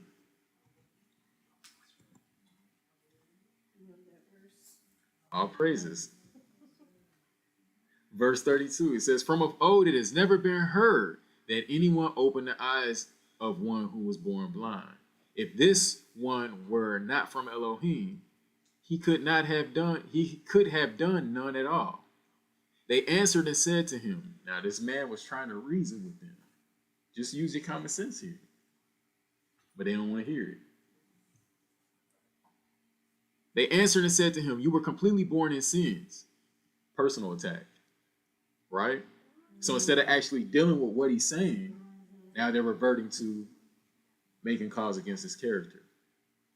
They said, "You were completely born in sins, and are you teaching us?" And they cast him out. So again, this is talking about their congregation, and notice what's going on and how they're treating the members in their quote unquote congregation. Isn't that a form of deflecting? Absolutely, Because absolutely. I'm sure they have their own personal issues. So they're trying to deflect to avoid what the truth of the matter. Actually dealing with it. Gaslighting, in a way, gaslighting is ad hominem attacks. Like nothing's new under the sun. Right. The purpose is, again, let us look at these things and see what they're doing and make sure that we don't fall into these same traps, right? This is very easy, and I've been there, where it's like somebody can come in and say something that you know is off and then say it with their chest, and now you not even looking at the individual anymore, you just dealing with that, and now you ready to cut them. Like, and then it's opening up the door to the enemy to introduce everything else, and now he can have his way, right? Because now it's like, and you of all people shouldn't be saying anything because I know you. Like now we get into all of these other things instead of actually dealing with what was said, and if there is a lapse in understanding, actually looking to clear it up through love, through the fruit of the Ruach, to say, I understand what you're saying, but here's why this isn't solid. Here's why this isn't true. So, 35, Todah. So, Yahusha heard that they had cast him out. So now he done heard that the man had been put out of the assembly. And when he had found him, he said to him, "Do you believe in the Son of Elohim?" He answered and said, "Who is he, Master, that I might believe in him?" And Yahusha said to him, "You have both seen him, and he who speaks with you is he." And he said, "Master, I believe," and bowed before him. And Yahusha said, "For judgment I have come into this world, that those not seeing might see, and those seeing might become blind." And those of the Pharisees who were with him heard these words and said to him, "Are we blind too?" Yahusha said to them, "If you were blind, you would have no sin. But now you say, 'We see,' therefore your sin remains." So again, the humility a lot of times is that thing that can block us out from receiving and understanding. Like he said, if you genuinely were blind and it was something that you couldn't see, and you knew you were blind and that you couldn't see, and I could overlook that. But the fact that you claim you see, oh no, you know better, so that means that this is a conscious choice. Would that be more like what Adam and Eve, where they both saw that they was naked? Absolutely. Like, what was the first thing that Eve said? The serpent, he deceived me, right? Like, I didn't know what I was getting into. You're still a penalty for that, but with that, the Father is like, I can still give you some compassion in this situation. Now go and learn, right? But it's a whole nother thing for the serpent. There was no, the serpent just received a judgment because he knew very well what he was doing. And he says, "He that knows to do good and don't do it, to him it is sin." All praises. All praises. So John 10 and 19, he says, "Again there came a division among the Yahudim because of these words. And many of them said, 'He has a demon and is mad. Why do you listen to him?' Others said, 'These are not the words of one possessed by a demon. Is a demon able to open the eyes of the blind?'" So again, sometimes the packaging that a person might come in can cause you to come to all of these preconceived notions about the individual that are really irrelevant to the individual or to the claims that they're making.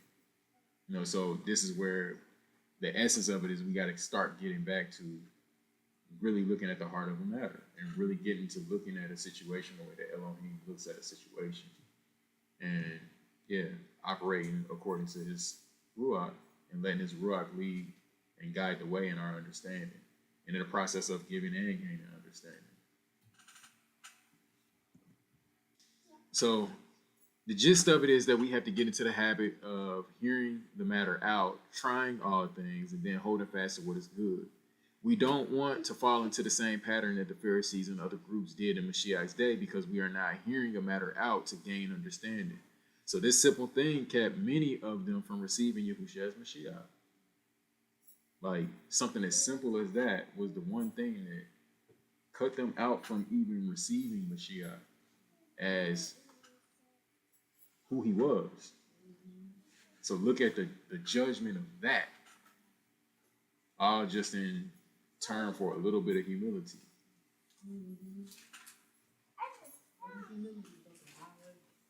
Long way. So Matthew 12 and 22, we just brought that up where it was talking about where they accused him of being of Beelzebub. Again, the common sense of it is they don't make sense if we're just looking at it from a logical standpoint. But as I said, emotions are high, logic is low, right? So we got to learn how to put the emotions to the side and really deal with one another, not out of that, but just strictly out of the righteous standard that the Father has set. Like, if we can do that, then we got to fight in chains. It's like I keep saying, we are going to have those matters where there is going to be differences in points of view. There are going to be, and that's just the way that it's going to go until we can actually sit and reason with one another and actually work it out. Then we'll never be able to come to the one understanding. But what happens is a lot of times before we can even get there, we already check out. You know, we don't go through the process of reasoning with one another. And then we check out before we can even get to that place of understanding. I mean, absolutely. Being puffed up. Is it fair to say too that you are preparing yourself to be offended? Because no, what I mean by that is like, don't be easily offended, but at the same time, be prepared to be offended. It's going to happen because you're coming and you're listening to someone, you're trying to understand them, and it's not your view may be differently. You may view differently, so sometimes you just be prepared to say, okay, it's going to receive however this is going to come, and that way you don't have to focus so much on your emotion. Just focus on, okay, well, it very well may be that this may come off in a way that it may get me in my feelings, but I already know that. Give myself a pep talk, and then just go in it and just be prepared for all the possibilities. That way you don't have to focus so much on it. All praises. Because the soul is on the line at the end of the day. It's just like when somebody is, I think Aki brought this out a couple weeks ago, like when somebody is drowning, the lifeguard has to know that that person who's drowning, they gonna kick, they gonna flail, they gonna do. Now to the lifeguard, it's not that serious. They can get you to safety. But if they getting mad because they getting kicked and they getting slapped as they trying to, and they just throw you out there and say, well, you must not want to be saved, right? Because that's the conclusion that we come to a lot of times when there's kicking and screaming, when we're trying to give, well, you must not want to be saved. No, I want to be saved. I'm trying to get out of this water. It's just, I don't know how to swim. So I'm afraid. Right? A lot of times it's a fear response, and because when we're dealing with things, especially matters of belief and faith, right? A person you got to realize just how deeply ingrained some of these things are, and you're challenging. They're very. So that means, and I've been in these kinds of conversations where it's like, well, if I had to accept that, then that means I have to throw all of this away, and it's like, when a person is there, that's a scary thing, right? So it's like, now there might be some kicking and some screaming to get out of the water. You're drowning, I can get you to the safety, but I got to keep a cool mind knowing that this is just what comes along with that, because now you're afraid that something is about to die in this water. Like, that's really what it is. Now, it's up to you to decide who gonna come out of the water.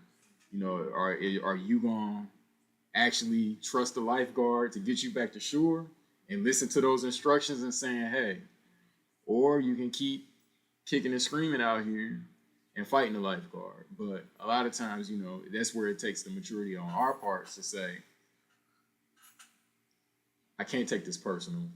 I'm expecting these sorts of things to come out, which is why we're going over it. Because if you can identify, oh no, that's an ad hominem. Like, I know where that's coming from. You're afraid because something in you is being challenged. And out of that cognitive dissonance, this is what you run into. So okay, when I see that, let me step back for a minute. Might be best to let things cool off, because in this state, you're not going to hear anything anyways, right? It's just, again, using the wisdom and staying on the mission that the Most High is putting you on. Like, if it's a person that's kicking and screaming that the Most High didn't send you to, then that's a whole different thing. But in the event that you're dealing with somebody that this is what the mission is, and you got to execute that patience with that individual. And yeah. And that's a great analogy with the lifeguard and the kicking person in the water, because they both can be saved, you know, but they both have to die. You can get that. If they both die, hey, brother, if they both die to themselves, to their flesh, kill that flesh, they both can be saved. I can personally vouch, I was one of those, when the Father was calling on me, that I was kicking and screaming, drowning. And I kept praying for truth. I want truth. I want to know that I'm in the right place, that I'm learning of Him the way He wants me to, and I'm with the right people. So He brought someone to me, and because of the way that person approached and the things they were saying concerning the Word, about me having to observe commandments, especially one about Sabbath, which was the word that the Father kept showing me. I could not receive it from Him. I just don't know why, but He had patience and dealt with me for 2 years. Wow. And 2 years? How many of us would have given up on a soul after 30 days, after a year? 24 hours. So, yes, Father had a lot of mercy on me. For 2 years He dealt with me. And my heart was, like he was talking before about a thickened heart and ears that were shut. It began to soften, and I began to do my own research. And then one day, He just revealed it to me plain as day. And I've been in this walk ever since.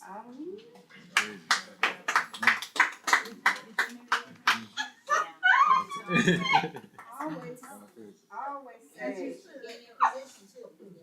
To add to her testimony, of course, when we said have our conversations when she was up full, Jehovah's Witness, I was what I was at that time, and we would have our conversations, emotions would rise. And at first it started off cool as a conversation, but then, man, you in a cult. I started, why? Because I lost my balance. And it was like, I want to pull her out so bad that now I am about to get myself judged because I'm acting, doing too much. So after a pastor told us, hey, stop talking about that. He said, y'all are good until y'all talk about religion, and then y'all clash. We stopped talking about it, and once again, it always takes the Most High. So I can't say, oh, tip me into the truth. It was the Most High, because she was like, hey, have you ever heard of Tomorrow's World? And I was about to cut her off, like, man, we're not talking about nothing about no religion. And she was like, they talked about the Sabbath, and they broke it down to the way that I could understand it. It was more familiar how they taught it. And that was I want to say it was a Friday evening. And the rest was history. Praises. All praises. And that was key when he said, broke it down. So a way that that I she can could understand it. That's what I mean by that. Like when you're approaching anyone, wisdom first and foremost. But after that, when you understand and know somebody enough, you're gonna be like, okay. I ain't gonna say it this way because I already know. Let me try to. I'm not trying to be sneaky. Just trying to. I know you. Yeah. So I'm going to talk to you in a way that you can understand it. Because I'm trying to get you to understand, but I'm trying to show you not my words, but the Father's words. That's right. That's what it's about. Exactly. That's what my Praise. visitor said last week. Got back to the house, he was like, what was that? I think you're in a cult. It's a cult. I'm like, nah, you void of understanding. You don't get it. It's okay. And I always say, the Most High, if you're seeking truth, He's gonna lead you to it. You know, He's gonna put the right people in your path, and you're gonna eventually be open to it. And it's just a season. Everything has its season and appointed time. So her appointed time to get it, you know, is why she's here today, on fire for the Most High. But if you're seeking truth, if you're not seeking it, most times you're not going to see it. You're just going to remain in your blinded state. The Most High is going to leave you right where you are because you don't want to hear it. That's a cult. I don't want nothing to do with that. So the Most High gonna say, okay, fine. You're not gonna seek it unless you're called anyway. He can't come to him unless he draws you. I think what you said was key, point in time. You know what I'm saying? Mm-hmm. Everybody ain't gonna just get it right then and there. You know what I'm saying? Like it took time for them. Mm-hmm. It said the same thing in my household. Mm-hmm. I was IUIC, like at one point. I wasn't in the camp, nah, you know how I was. You know what I'm saying? Like, I was horrible. You know what I mean? Wow. And not just going about things and not having wisdom and going about them and whatnot. I knew some things, but where I am now, totally different from where I was then. And so I'm trying to have those conversations with people. You can hurt people. You can actually push people away from actually wanting to come into that truth just by spewing things that you hearing online and all that other type of stuff and creating division by that type of knowledge. You know what I'm saying? Right. And I was carrying a lot of that. So I got to thinking like, man, talking to Brian, he's like, man, most high do it. So I'm like, okay, I'm hearing what he's saying, and I'm starting to see some things. I'm like, let me lay back. So I started dropping some seeds, and then it came to a point when she's coming to me like, asking some questions, and so we get chopping it up and whatnot. We be in like a full-fledged argument at one point. Like, it's going down, you know what I'm saying? I'm in my closet packing clothes. You know what I'm saying? We about to break up, you know. And I got to thinking like, that is not how you're supposed to be going through these scriptures, you know what I'm saying? And trying to divide over, you're here, I'm here, just let it go. Nah, that ain't what this is supposed to be. You know what I'm saying? A point in time. When it's your time, Most High send it to you. Then it all makes sense. Oh, that's what he was talking about. You know what I'm saying? Yeah. That word about return for it. That's right. One man, we said it earlier, one man sows a seed, you know, another, like, but Most High got to be the one to cause the increase. But sometimes, you know, we want to do all of it. We want to sow it, cause the increase. We want the, and then we want to see it all like right here, right now. You want to be praised for it. Yeah, right here, Not right that, now. never that. Yeah, but like, Always that. yeah, what but you just want it said. right here, right now, like. Yeah. Because it's a passion. It's a compassion, and it's a passion that you have to draw that soul and want that soul to be saved. You want them to get it like you got it, but you know, like I said, everything has its timing. You might just be the seed planter. You might be the water. The Most High is going to do it regardless. If they're chosen. That zeal without wisdom is be horrible. You know what I'm saying? What you were saying last week, jumping on everything. You ain't getting that person that you were talking to. They only hearing certain things. You know what I mean? And then they start taking things out of context. Now they may be talking to other people outside of just YouTube. Yeah, this is what he said. And it's totally wrong. You know what I'm saying? Completely wrong. Now they listen like, no, I don't want to go listen to this. Like, they way off. That ain't even what I said. You know what I'm saying? Yeah, Not what I said. I ain't say that. Yeah, absolutely. Absolutely. So, I'm gonna jump. So before we close, I want to look at one example of how Shaul dealt with those that misunderstood him. So we talked about going here last week. So I did want to go ahead and go here before we close. Acts 15. So this is to really, you got to kind of go back a couple chapters before in Acts to kind of see what was going on, like really starting in like 13ish to see what was going on and how they got here. But the gist of it is that Shaul and Barnabas, they going and they doing what they do. And as they're going, certain of the Yahudim, the quote unquote Jews of their, they have an issue with their approach. The way that they're looking at it, they're saying he's telling people, do away with the Torah. But we're going to see that Shaul is going to have to testify and say, no, that's not what it was. It's just that I'm prioritizing these things. We only got X amount of time. We're prioritizing these things and then we go. So this is kind of an example of how you can look at, well, what do we do when let's say we are 100% right? You're trying to reason with somebody that you know is 100% wrong. How do you deal in that situation, and how far are you going to go? Because we're going to see that Shaul is going to even take himself through some things just to prove what y'all think. This isn't what it is. And sometimes you got to do that. Sometimes you got to go that extra mile. So, Acts 15:1, it says, and certain men came down from Yehuda and were teaching the brothers, unless you are circumcised according to the practice of Moses, you are unable to be saved. So that is a doctrine, right? This is a doctrine. So when Shaul and Barnabas had no small dissension and dispute with them, so they had a blow up over this thing.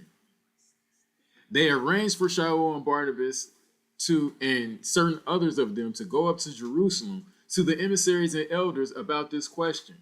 So being sent on their way by the assembly, they passed through Phoenicia and Samaria, relating the conversion of the nations. And they were causing great joy to all the brothers. And having arrived in Jerusalem, they were received by the assembly and the emissaries and the elders. And they reported all that Elohim had done with them. And some of the believers who belonged to the sect of the Pharisees rose up saying, it is necessary to circumcise them and to command them to keep the Torah of Moses. And the emissaries and elders came together to look into this matter. So now that part right there is key, right? Council now comes together and they say, all right, let's hear this whole matter out before we make a call on it one way or the other. Let's hear this matter out so that we can come to a righteous conclusion, right?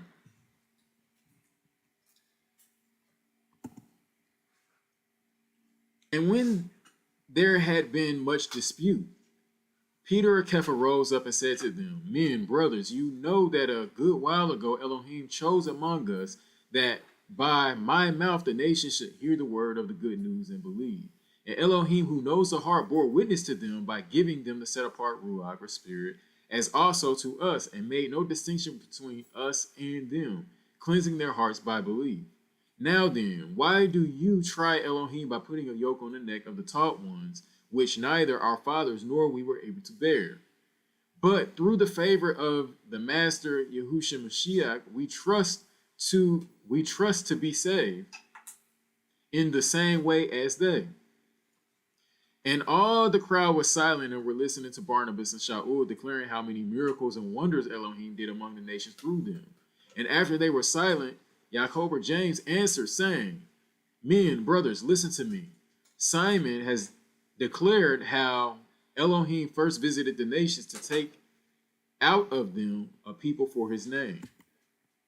And the words of the prophets agree with this, as it has been written. After this I shall return and rebuild the booth of David, which has fallen down. And I shall rebuild its ruins, and I shall set it up, so that the remnant of mankind shall seek Yahuwah, even all the nations on whom my name has been called, says Yahuwah, who is doing all this, who has made this known from of old.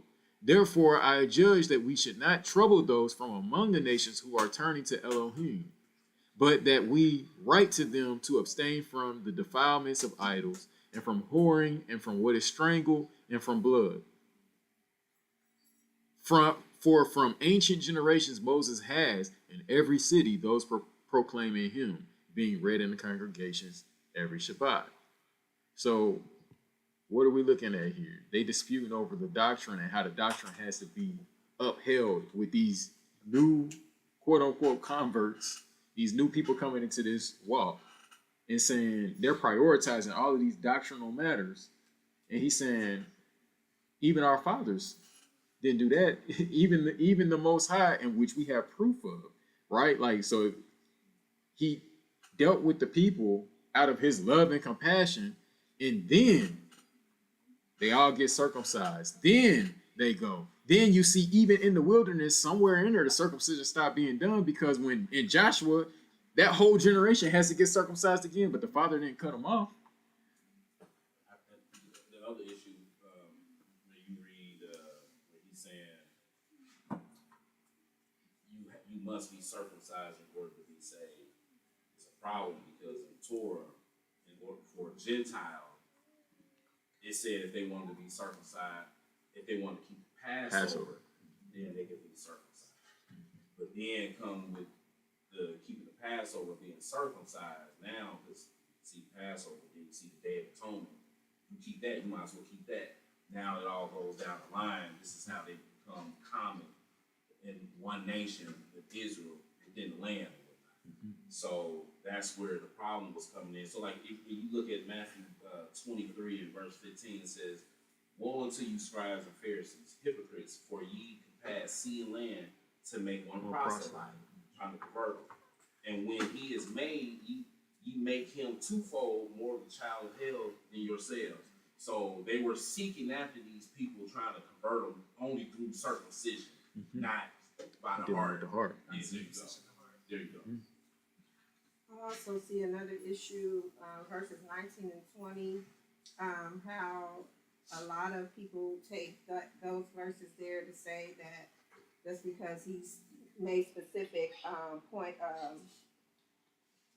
laws here, that this looks like it's saying, just like all the other verses we were saying, people took out of context. This is another major one, saying that the other nations don't have to keep all the law. So it's like, if you're a follower of Mashiach, you still got to follow the whole law. It's not just these here, but people take that as to mean these are the only things they have to follow. They want, just sexual immorality and whatever it says here, but that's not the case. And it don't even make sense, because when you look at this, they'll tell you, you don't have to keep the law. Well, guess what? This is in the law. Right. This ain't even in the first 10 commandments, which is the royal law. That's what you call moral law. This is outside of that. So any Christian that you talk to will go tell you, "Oh, yeah, we believe in the 10." So why are you doing things that's outside of the 10? They believe in 9. 'Cause they don't keep Well, the 9, Sabbath. you know what I'm saying, but that don't, but that's. So I was listening to y'all talk earlier, and when you read from things strangled from blood, right there, that's dietary. Right. Right there. Right. I ain't gonna get it done. I'm gonna wait till you get done with the lesson, because there was a couple things that I wanted to bring forth, but go ahead. I was just saying, this doesn't negate the royal law. For all who name the name of Christ have to follow the royal law. All praises. And he says it in verse 21. For from ancient generations Moses has. The law of Moses has in every city those proclaiming him. Every synagogue, every Shabbat, Torah is being taught. Yes. We're just passing through these places and trying to win souls. Once they buy in, go to your local assembly and they're going to teach you the Torah. That's what the point was right here. Like, they haven't been read in congregations every Shabbat. So why are we going to beat that dead horse right here and right now about these matters, when they can learn and grow in that over time as they keep coming back and revisiting that's all that he was getting at, you know, but they're saying, no, lead with this. Before we even tell you anything else about the ways of the Most High, are you willing to get circumcised? Right? Like, and it's like, that's a burden that nobody is, like, who is gonna jump straight into these matters? And They didn't have anesthesia back then. yeah, like, literally, it's like, who's gonna jump into this thing here without first, no, let me actually get some understanding of what I'm joining myself to. That way I can make the decision if this is even for me, right? I might come 3 Shabbats and be like, nah, they ain't talking right. And I might not, you know what I mean? I might go on about my business. So let me actually learn what it is that I'm trying to join myself to, what covenant I'm trying to join myself to before I even jump into this. But they had it the opposite way around. And it's kind of the same way now today. Like, we will jump into some of these doctrinal matters on, like, just like Ak was saying with the guy that he met a few weeks ago. Like, we jumping straight into these things, and it's like, no, how about we get to these foundational matters when we go into somebody that don't know anything about this walk. Like, let's start with those things. And if we can start with these foundational things that are common to all mankind, that everybody, no matter what nation you are, everybody gonna want to be treated right. Everybody's gonna want, like, okay, let's start there. Now we can start peeling back the layers of the onion more and more and more, and then you'll see just how far a person is willing to go for this quote unquote covenant. You know, and it. You need to look at like these burdens that's being talked about, you know, outside of, you know, circumcision. Just running to my head, you got to be circumcised, but then you look at the traditions of the elders. Wash your hands like this. You can't put corn on the side. You can't do this. You can't do that. Things which are outside of Torah.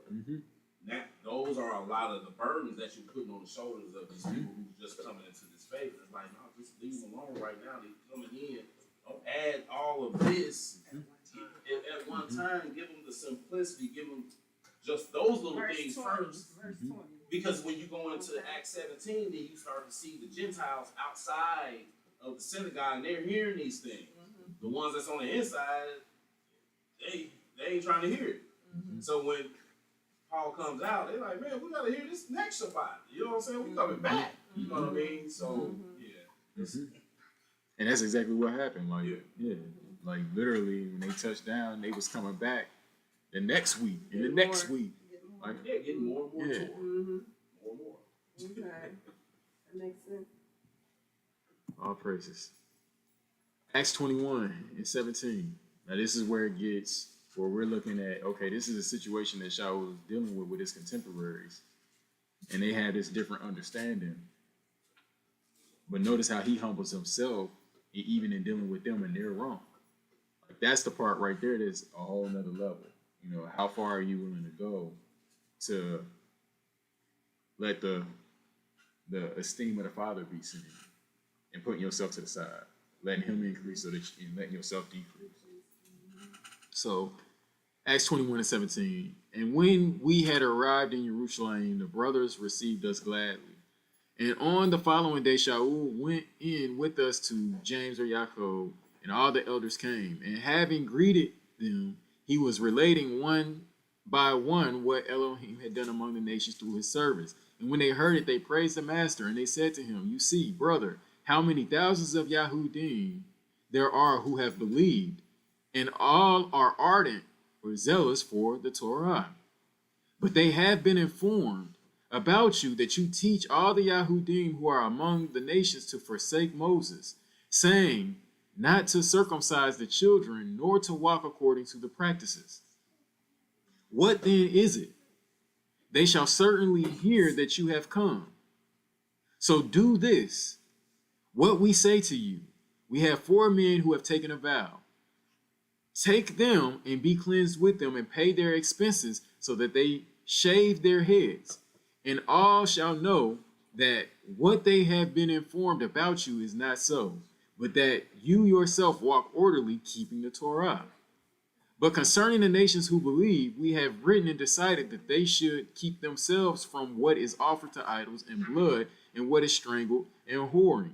Then Shaul took them in on the next day, and having been cleansed with them, went into the set apart place to announce the completion of the days of separation until the offering should be presented for each one of them. So here this is talking about a Nazirite vow. They take a vow and then they go and they shave. This is something that is distinguishable only with those who are keeping the Torah. This is something that if we see you doing this vow, we know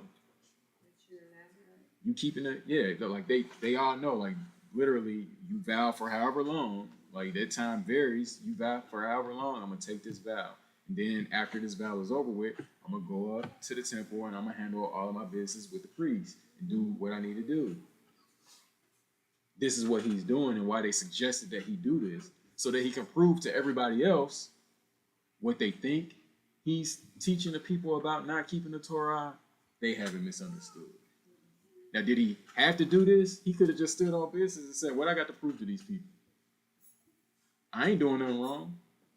But he humbled himself to, again, meet them in their understanding where they were. So now he's opened up the door for them to be able to reason together and say, so look, I got this misunderstood. Here's why we said what we said. Here's why we're moving the way that we're moving. No, it's not that we're saying that they don't have to keep the Torah.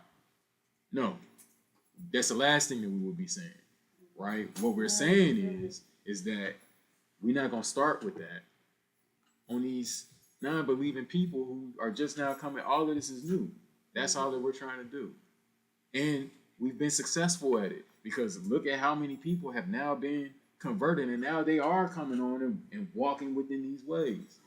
So literally, that's what they was dealing with. And you know that for a fact, because James was head of the church.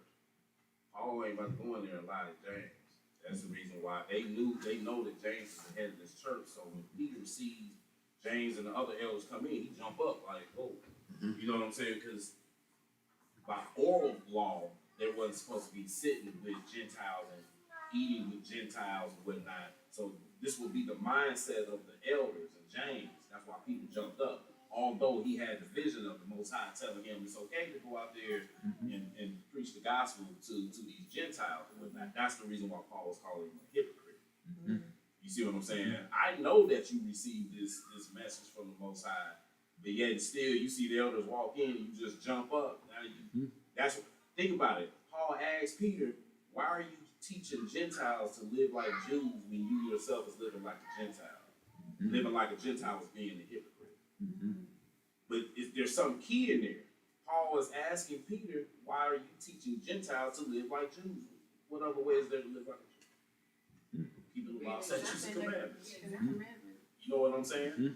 So, all praises. Yeah. All praises.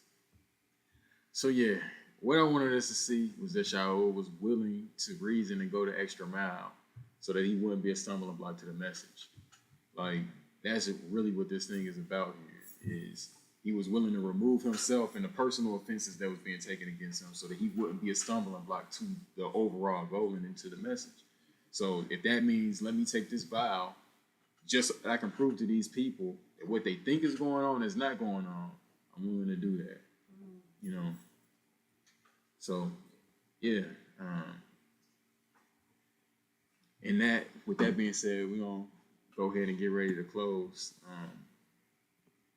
Like I said, this is the gist of these lessons has just been for us to keep some things in mind as we deal with one another and deal with those who are going to be, as this thing grows more and more, it's going to be more and more people coming in and catching wind.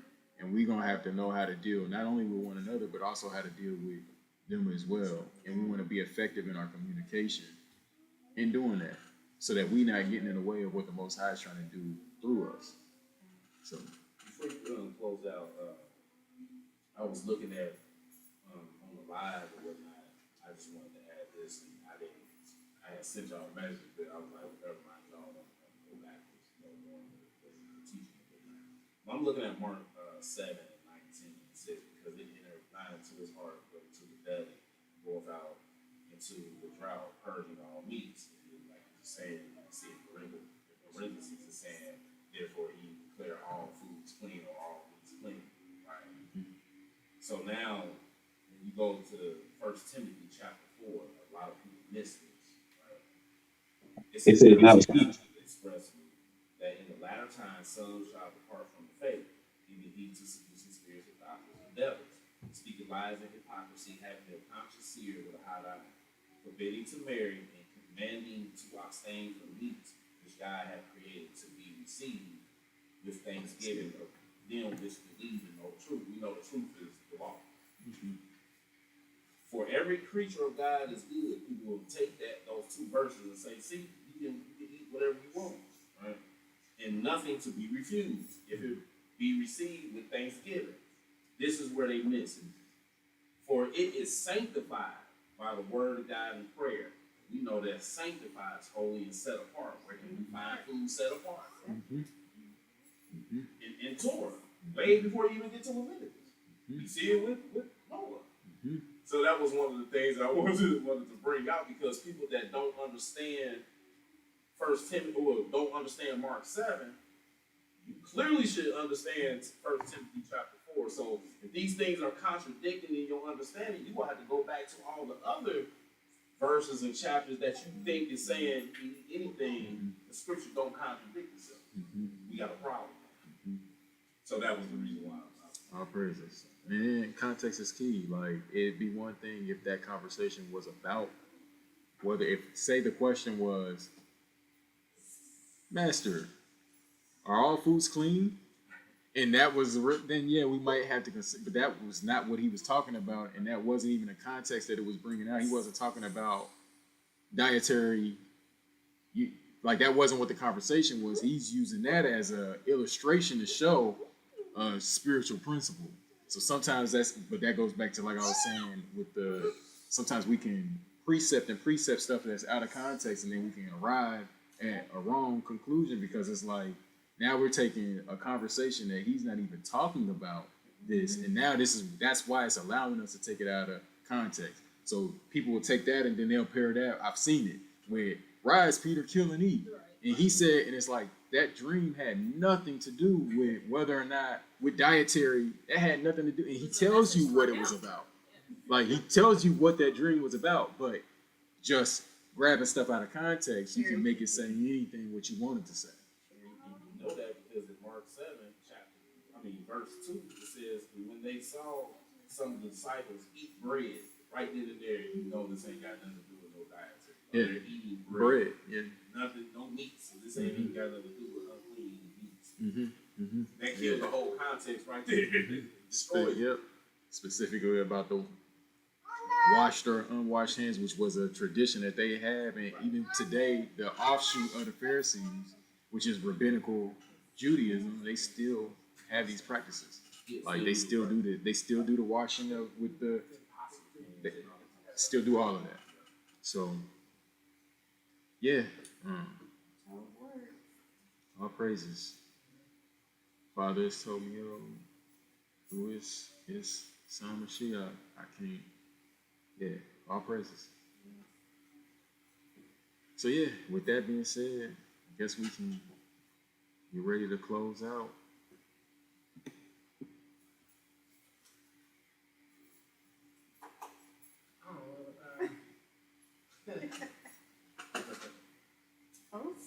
I thank y'all for another beautiful Shabbat. Once again, we always talk about that we are the church, to a period gather, but also what is in our heart. I'm glad that we don't have to be in a building to keep the Shabbat. And sometimes that's people's mindset.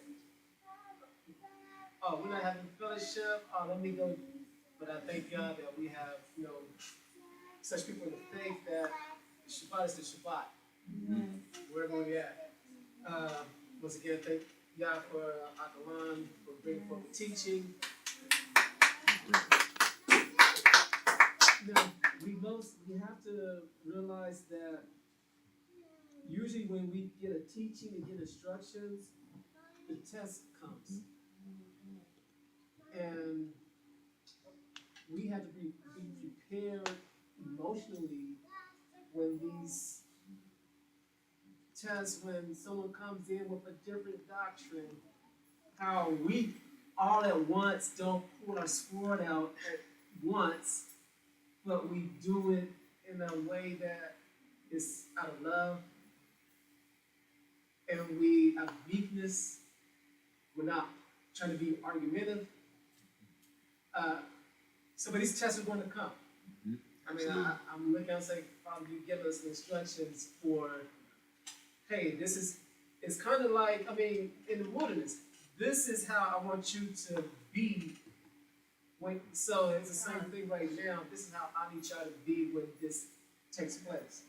Because if not, if we don't operate like the way we should operate as the instructions been given to us, we're going to not only destroy within ourselves, but we're going to destroy those that's trying to come in.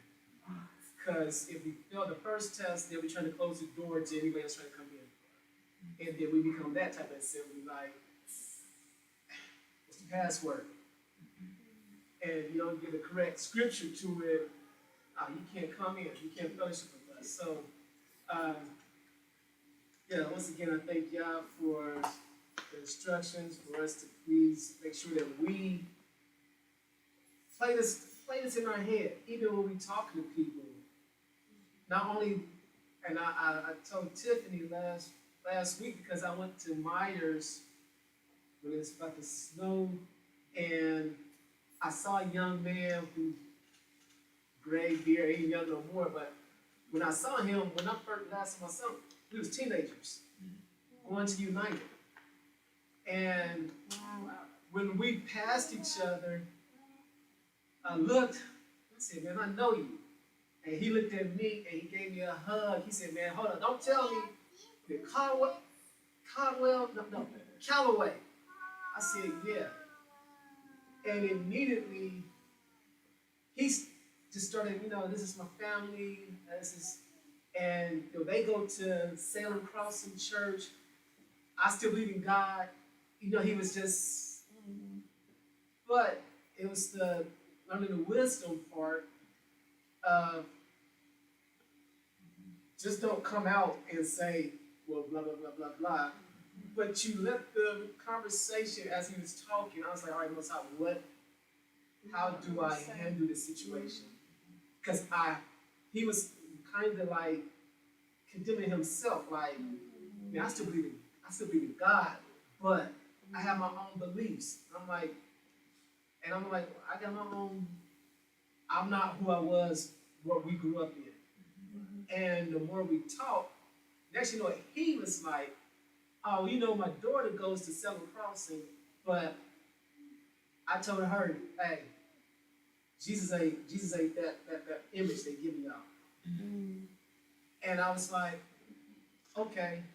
So the more you let someone talk, to the point after I was like, finally, oh, well, I don't believe I'm an Israelite.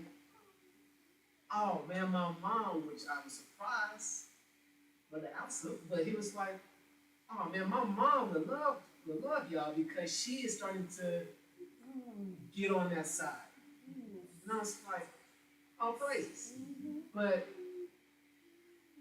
yeah, it's, when we have these teachings, don't expect the challenge. Expect the opportunity. Are you going to pass this, or are you just going to just dominate the conversation and talk and tell you? At the end, I was like, oh, man, we fellowship in Trotwood. Oh, man, give me the address. So, yeah, when these instructions come, let's make sure that when it happens, don't miss it. Don't let that zeal, I'm out the witness, and you forget all the instructions that the Father gave us, and you like, damn, I should have not said that, or I should have held. You from the tribe of Judah, brother? I'm so much careful now. I just be like, Yeah. That's good though. so careful now. Because you gotta hear first what's coming from the get an understanding. Once he started talking about the image of the Messiah, he was like, hey, the scriptures, now I know how to, okay, I can talk to you a little bit more free. Because like you said earlier, when he first started off, we can talk deeper with the mystery cut than I can talk deeper with somebody else. But once you see that someone else is already on that fence of, okay, yeah, we can chop it up. And me and him sat there probably 15 minutes in Myers and just talking. I became all things to all men. You know what I'm saying? Amongst my brothers, I know that's on the same level with me. People chop it up on me. For the, believers who know some things but not as deep as we know it or not, I'm gonna come down to that level so that we can chop it up and have a conversation. You know what I'm saying? Slow walk. Slow walk. And not because we think that we know better, but because we fear Elohim. There you Like, go. he's trying, like, I he's ain't trying trying to turn nobody yeah. around. You know what I'm saying? That's nobody up. That's a scary thing. Like, I remember I was over the summer when I was doing summer cleanup Trotwood. And I was talking to one of the brothers that was at the building and whatnot. Yeah. And I'm like, I ain't trying to condemn you. Like, I know your kids, play They sports do, on yeah. Shabbat or whatnot. Who am I? I was once there. I get it. I know what you're going through. You know what I'm saying? I'm telling you right now, if you learned when you was younger, and when you see me, you're not gonna get drilled. You know what I'm saying? And so I told him, in time, due time. In time. It's the compassion that a lot of times we don't show in this walk. We use we use the scriptures as a rock, and we just start hitting the person in the head and you have to, even if they are in the wrong, and you could still give them hope that, when they walk away like, yeah, I do need to change. Just having these type of conversations, that's a beautiful thing because here it is. Got somebody right in front of who you can chop down and cut right now. You can judge them right now. The Most High is giving you an opportunity to make right or judge them. Are you going to show mercy or are you going to tear them down? Which one you going to do? You got the truth. I'm allowing you mercy or you going to judge them. Always choose that side. Let me show mercy. You know what I'm saying? Because there's going to come a time you may mess up. You're going to need that same. You're going to need that same compassion from the Most High. You know what I'm saying? Always choose that mercy side. Give mercy, you get it. There you go. You can't ask for it if you ain't giving it. That don't make sense. Because he's going to look at you like, you didn't show much of that person, you didn't much of that person, but here you are, you asking for the same thing. So, yeah, all praises. Yeah, another beautiful Shabbat. Honestly, I pray that those that are at home was restful. I mean, I feel good, sometimes. And I said, this is the thing about not being what we would call a church. But we still can fellowship and we understand what Shabbat is. Just to put it out there next week, unless the Most High changes something, just get your minds toward the next lesson and be sort of on the realm of don't let your eyes become your ears. And if I can say this, I'm still trying to put it together. I know, because Tim was like, you need to work that better. But because I have don't let your eyes deceive your ears, or don't let your eyes become your hearing. And that's sometimes we can see with our eyes. The Most High can give me a message, but because when He gets me where I need to be, and I see I don't see how this is going to happen. Now what I'm seeing is distorting what I heard from the Most High. So That makes sense.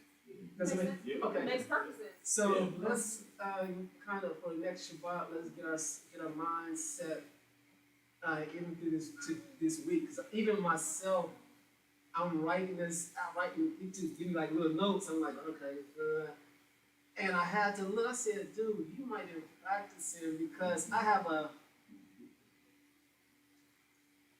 an opportunity, a business opportunity that's beyond my scope of what I could see.